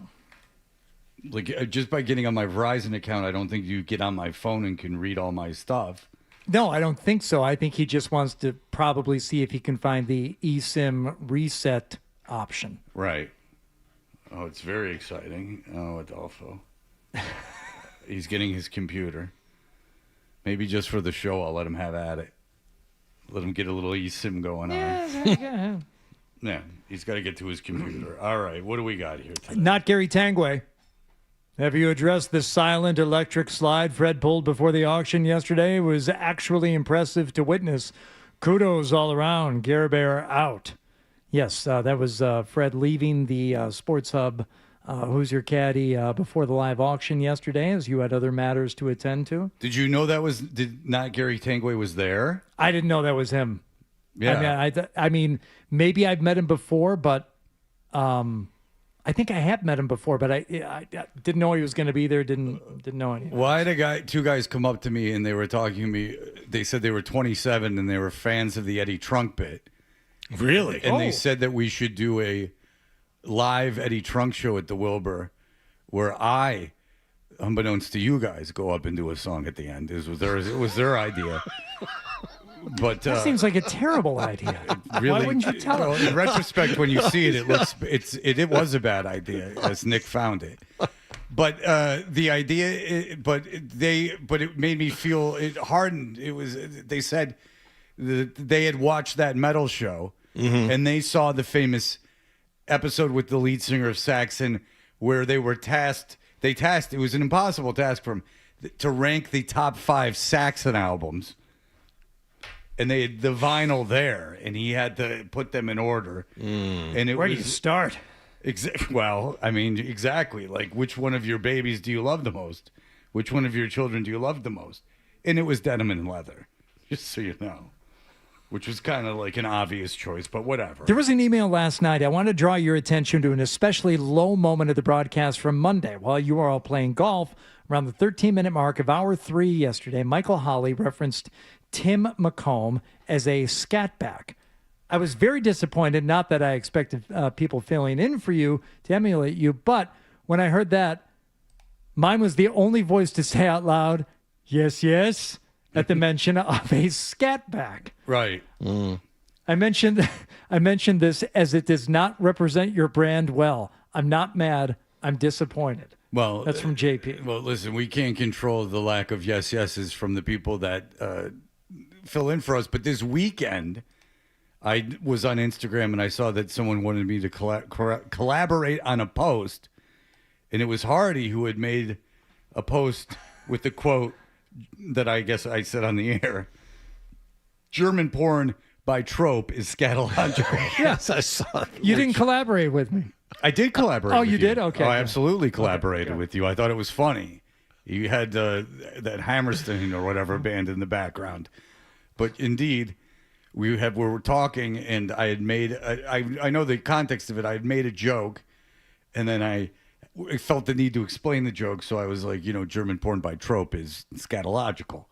Which I decided belonged on an inspirational poster. Right. Yeah. And apparently during the show, well, not apparently, I remember saying it, but someone emailed and they said that I said, when we got the revelation that John had been handcuffed by a woman during lovemaking, that wasn't the question. The question was just, have you ever been handcuffed? It was in a legal sense, but John had been handcuffed, but not in a legal sense. I said, I don't go for any of that stuff. I just said, just nice, not strange. That's what I say. I don't want any shenanigans. I don't need it. Nor will I don't want to participate in it anymore. I don't want to be handcuffed. and I don't want to handcuff you. Jay says Hardy's hat.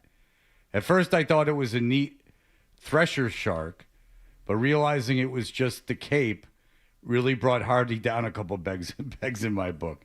Not only does the brightness of that hat make no sense, he really has to advertise he's from Mass. Who's he trying to impress with that? Yuck.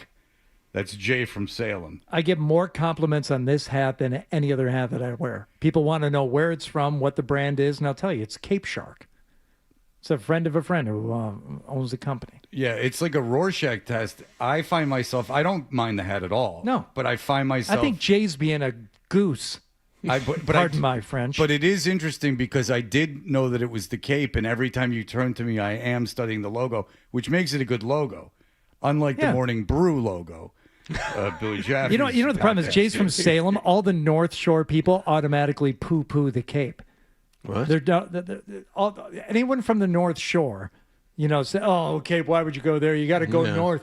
You got to go up into the frigid waters of Maine. That's where it's at." No, you don't have to.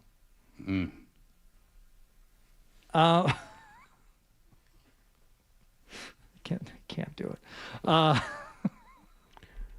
There was a really funny one yesterday about an uncomfortable moment between Andrew Callahan and Michael Holley, but it deserves to be. No, you can't. No, I can't. But what I can do, either one of us can bring it up the next time Michael Holley is here. He would love it. He would love to talk about it, but we have to talk about it when Michael Holley is here. Did you talk to Michael Holley about it? No. Okay. All right. It's not a big deal. No. But it would be fun. Yeah. A lot of people have thoughts on Nick. This is from Cam. He said, a few years ago, my uncle was sleepwalking, and he actually walked out to his car and drove away. He woke up 4 miles away in a grocery store parking lot. Thankfully, nobody was hurt. Also, I now wonder if Nick was awake when he stuck that gum under the desk last year that later fell onto Maz's pants. I remember that. If you're just joining us, Nick had the revelation today in the discussion of the fart monitor that he'll be wearing. The fart monitor people from the University of Maryland said you have to take a picture of all your food, which was interesting in itself. Yeah. And then Nick just casually says, well, if I remember what I ate, and we're like, what are you talking about? And he says, well, I often, like, for instance, a couple nights ago or last night, woke up in the middle of the night and ate a whole box of cereal and 3 sub rolls, whatever the hell those are. And we said, oh, well, that's odd. And he goes, yes, I do it. I've done it twice. And we thought in the year. And he goes, no, this week. I do it twice a week. He gets up in the middle of the night, sleepwalks downstairs into the kitchen, and gorges. And then goes back up to bed and has no recollection of it, which would really disturb most people. But Nick lives in a glorious bubble of non-self-reflection that is just got to be the best. I'm so that's what as I'm long thinking. As long as I'm not having a near-death experience covered in my own feces or stroking out while at work, everything's fine. You know what? He has a different perspective on these things than we do. He does. If you think about it, man almost died in his own feces, had a small stroke while standing here in the studio, and he's still here. This is child's play to him. It really doesn't bother him. Yeah, some guy emailed and he's like, hey, about your son's game, you should go. There's only so many of these. I don't know. And believe me, I know, but there's a lot while they're going on. But I don't know what the deal is today. I don't know. I don't know when he pitches. I don't know. It's not like a game. He's got to leave at 10:30 in the morning. The game's supposed to start at 2:30. Well, maybe he can call you when he finds out. That's the problem.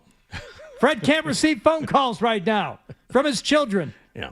I cannot. I'm with you on this. Yeah. I got to get this fixed. I got to run an eSIM.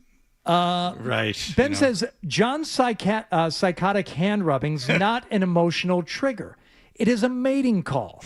Much like the clubbed wing mannequin, a fowl common to the Andes, when John rubs his rigid wings together at a rate of over 1,500 times per minute, he produces a loud, ringing violin-type tone to attract females. Since he's on the radio, I'm surprised birds aren't crashing into the window. But maybe his wing song just sucks. John, do us a favor, lotion those bad boys up, and lock in from 6 to 10. The sex can wait. You know what? This reminds me. Remember when that hawk was following me all over the place? Yeah. Maybe that has something to do with this. That was something indescribable. It happened in two different buildings. Like, do you know the Hawk story? Oh man, Hardy? Oh yeah. So the one that was waiting for him on his car. Okay, so and then that was in Dorchester, but before that, when we were in Brighton. This is 100% true. It is not. It is documented in photo. It was not a bit. It was not. It's really hard to imagine that this really happened. So it's an eagle, right, or a hawk? It was a hawk. I don't think it was an eagle.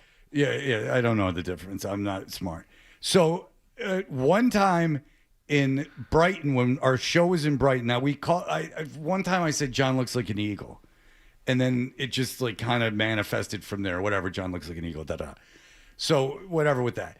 But one time when we were in Brighton, there was I think it was an eagle or a hawk, but a big ass bird was in the parking lot, and it was perched on a car in the parking lot. There was probably 50 cars in the parking lot, and it was perched on John's car. Side There's view a picture mirror. of it, yeah. Yep. Hardy just found it. Yep. Side view mirror, which is very funny, but you can chalk that up to random circumstance. Like there just happened to be, that's a hawk in the area, and it landed on it. All right. Fast forward to Dorchester. Wait, you're missing one particular story. I went in another different entrance. Usually we'd go around to the left and enter that entrance. I went to a different entrance to the right, and as I walked in, and this is 5:15 in the morning, I look up, and there's the hawk on top of the building looking down on me. Yeah, he followed John, conceivably Different followed John entrance. to a different entrance. Father? I don't know. You joke. And then we fast forward to Dorchester years later, and we're working in that cesspool. And John, like, there's this like hawk like in the parking lot, and John goes outside, and the hawk flies like to him and perches right next to him. It's on top of my car.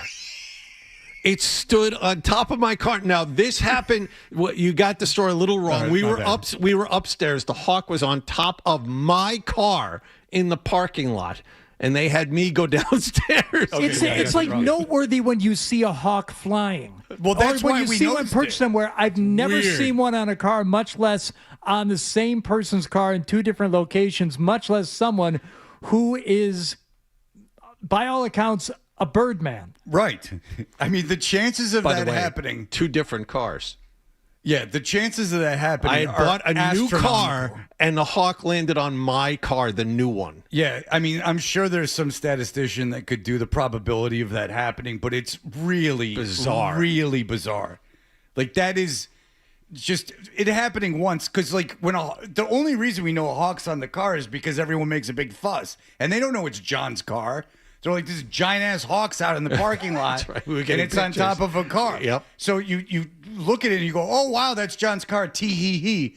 Then you go to Dorchester, and it's a big deal. Like everyone from the other shows is like, there's a big hawk out there, and then we look outside and it was on John's car, and then it was during the show, so we had John go out there, and I can't remember what happened. I would be disappointed in the overall world view of things, but also pleased to find out that it was a dedicated listener / falconer who had trained the hawk to do that and perch on John's car. And years later, it will be revealed. Do you understand? But it's so weird that my tendency with the story is to undersell it. Like John had to, be the one to step in to say what. Like I don't. It's so unbelievable that it would have gone on his car twice in two different places, Two years different apart. cars. Yeah. And it's, by the way, it wasn't like the hawk was hanging out other days. It just appeared on John's car, and then fast forward years, because what I want to do is undersell the story because it's so crazy. But John is here to tell you straight. I'm not even giving it enough credit. The hawk, and it wasn't like this tiny bird. I mean, like this big. We know what a hawk is. No, but I mean, there are different sizes. Yeah, this thing was huge. Yeah, it's like a foot and a half, I'd say, or a foot and a quarter. Hardy just showed me a picture of it. Big ass bird, biggest bird you ever seen. I mean, biggest bird I've ever seen. Especially perched on a car. Yeah, you never see birds don't land and stay on cars ever. Yeah, those kinds anyway. I mean, it was like a big fuss before we knew it was John's car. Like it was like, oh my God, we're in the city, and there's both in the city. I mean, Dorchester and Brighton both in the city. You're like, oh my God. The hell's going on? Boy, that is weird. It was creepy walking in that side entrance and looking up and seeing that big bird, man. It was weird. That is really strange. Yes. But what if it was like Blind Scott was a falconer and he had the wherewithal to like get him onto the car? All right. Well, very good. That's a good memory. Seeing eye bird. All right. We'll be back in just a moment to steer the ship on home. Sports Hub.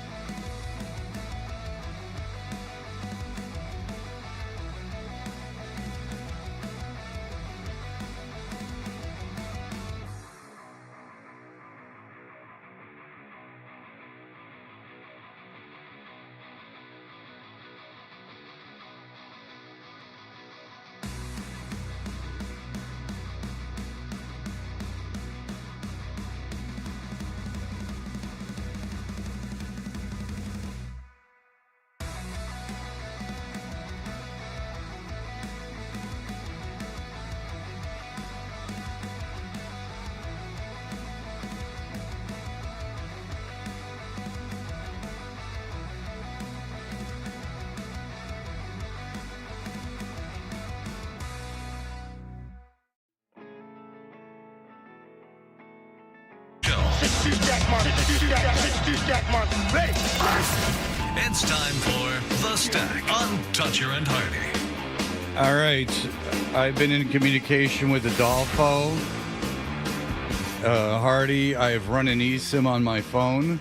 I've done it myself through the app. Would you please call my phone? Oh, this is a big. We need a drum roll for this. I've eSIM'd it. So we've got it. I like it. It did a whole thing. Let's see if Adolfo came through for you. It did a whole thing. It worked. Adolfo Gonzalez. Pick it up. Pick it up. We'll talk to each other.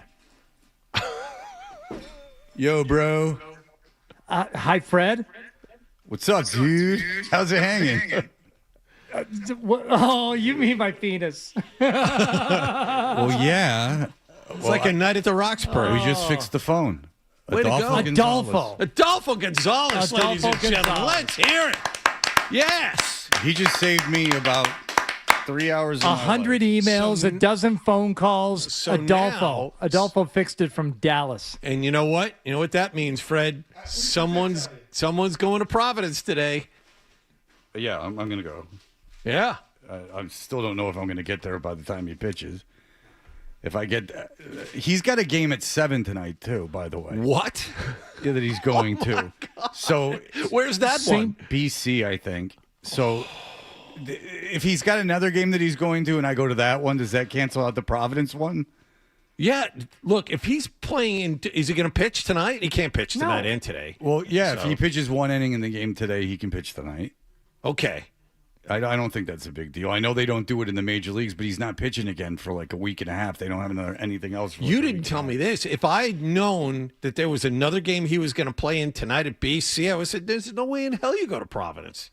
It's just that he has to do it, so I would feel bad in a way that he did it, and I didn't, no one supported him. I don't know. We'll see. All right. Fred, a couple of things to get to that we missed. I like where you're going. I mean, I like not going. Like, that's good. Well, I can't. No, now you're going. On that. All right, go ahead. We missed out on. I'm sure we're all watching the Tony Awards on Sunday night. Oh yeah. Hello. Of course. Not surprising at all, according to the Boston Globe, that Schmigadoon won a Tony Award on Sunday night as Best Musical, a buoyant send-up, and Valentine to Golden Age musicals like Oklahoma, The Music Man, Carousel, and obviously Brigadoon, adapted from an Apple TV series, which also earned Tonys for Best Book and Best Original Score. But the real news here is that there were awards given out for Best Direction of a Musical for Cats, the Jellicle Ball. Not a Bustopher Jones. I'm not skin and bones. In fact, I'm remarkably fat. A career-ending role. I don't haunt pubs. Aside from being a huge for I'm dick, St. James's Street cat. is I even forget his name. James Corden. Corden. Yeah. Cats, the Jellicle Ball is an exhilaratingly reimagined version of the Andrew Lloyd Webber musical based on the poems of T.S. Eliot. It's a runway dance contest that paid homage to ballroom culture. Well, at least it's. Do you want to go to a show? Do you want to go to a Broadway show? No, I do not want to go to a Broadway show. Let's go to New York City and go to a show. No. Have you ever been? You. Because I've never been, and people are shocked when you say that. When I was in high school, it was the field trip, the one where they let us loose on the town every night. Oh, that's right. Yeah. As 16-year-olds, we were allowed to go out in New York on our own. But yeah, we went to a couple of shows. That's the only time I've been to see a Broadway show. Yeah, we saw Big River, and we saw The Mystery of Edwin Drood. Mm-hmm. I like that they gave you free reign, and you guys rocked it to the plays. No. That was that was the schedule. But how dare you? I have not been to. I know John has because his dad's there. But I have in my travels to Manhattan, and there have been a few. I've never gone. I've stayed in Midtown is Broadway, right? That's Midtown. I don't know. Yeah, well, I believe it's Midtown, and is. I've stayed in Midtown, and I've had to be at a theater in Midtown. I've had to speak at a theater, but I've never been to Broadway. I never have done that stuff. Scott's putting stuff all over What are you spraying all over Save yourself? your skin every day moisturizer. Sun refresher. Oh, What does that mean? Are you still putting your hand in the bucket of chlorine that you keep for the pool and rubbing that through your hair? You stopped doing that? I've not done that this year. That day is coming. About mid-July. About Have you opened the pool? Oh, God, yeah. Okay. Pool's been open since April. Really? Yeah. So you got to use it, starting last week? Yeah, like last week, yeah. Yeah. And none of my kids ever go in it anymore. So Is it heated? It's heated. I do not turn the heat on. Oh, because that's very expensive. Yeah, because they don't go in. Right. And I want to be refreshed when I go in. So I jump in. Yeah, we got a hot tub, and that lasted about 3 days. Beetle has one. Hardy, too. Still, it's just me and my son. Mm-hmm. But minimum, I would say between the two of us 5 times a week. And this is 6 years later. Wow. Getting your money's worth. Yeah. And you're handy with that stuff. I could never even figure out how to get the water right. Thanks for a toothbrush, buddy. Oh, yeah. Keep it on the down low. No big deal. Who is that lunatic that I forget it? Oh, Paulie the truck. sorry. Paulie the truck. He was there 2.5 hours. You should have seen how much. Sorry. He told Fred. Paulie the truck told Fred, you're so much better during the day than you are at night on the radio. No, he said I was so much better at night than I am during the Yeah, day. you liked him on when he was on at nights. And then I said to him, I've never been on at night. You should have seen Fred's face. And he just ignored me. Man. Yeah, it doesn't matter. Where's Hardy? Why did Hardy leave? He just kept talking. I said, I've never been on at night. I sicked him on Maz. It was great. Oh, that must have been great. Well, I didn't care because he didn't even know who I was. But the thing is, he certainly didn't behave like it. He said that. Okay, well, because he probably keeps him away. Somewhat, yeah. All right. I love James Vincent Louth. He saw Louth, and you should have seen Louth tried to go all the way around. I said, Louth, you get your ass right down this walkway. Paulie's been waiting to see you, and he has Louth's phone. Was he out there for the whole show? 2.5 hours. We put him on at Jesus, noon. Scott. Yeah. Why you do that to yourself? Well, you do just to did everybody else. 10 segments on your phone. I heard Holly and Callahan on the way. That's I a good didn't show. say why did you have him show up because it's not good for your show. I meant why did you have him show up because it seems to be self-punishment. Yeah. And by the way, the audience, it was a roller coaster. And now in Adolfo, our old friend, solved the problem. Unbelievable. Landed the plane. That's awesome. And look, I was complaining at the beginning of the show, kind of hoping that someone would have an idea. But then I got 7,000 emails and we got a bunch of calls. So You know I what? said, I'll revisit it. Adolfo, when Fred flies you up here this summer, first class. Yeah, that's from Dallas. It's well worth the money. It just gets you in there. A 3-hour flight really lets you First stretch class, out. Adolfo, mark it down. And I'll tell you, there's nothing like first class now. It's so much different than sitting anywhere else. You earned it. They've jammed so many seats into airplanes. Except nothing less. First class isn't first class anymore. No. Unless you get a pod. Well, yeah, unless you're like international, which I wouldn't even know about. But yeah, like on a domestic flight, like a regular domestic flight. Yeah. I get upgraded because of the status. Yeah, because we got that classy. The diamond status. The medallion. It's a whole thing. It's like a different world. But I'll get upgraded to first class. I don't care. They look at you different now when they see it on your bag. Yeah, can't kick me off your flights anymore. I'm diamond status. I'll yell at whoever I want to yell at. God damn it! Don't blow it up more than it was. It wasn't yelling. It was stern talking. Oh, that's right. I don't know why he cares. All right, that'll do it for us. Everyone have a great day. Bye. Talk to you tomorrow.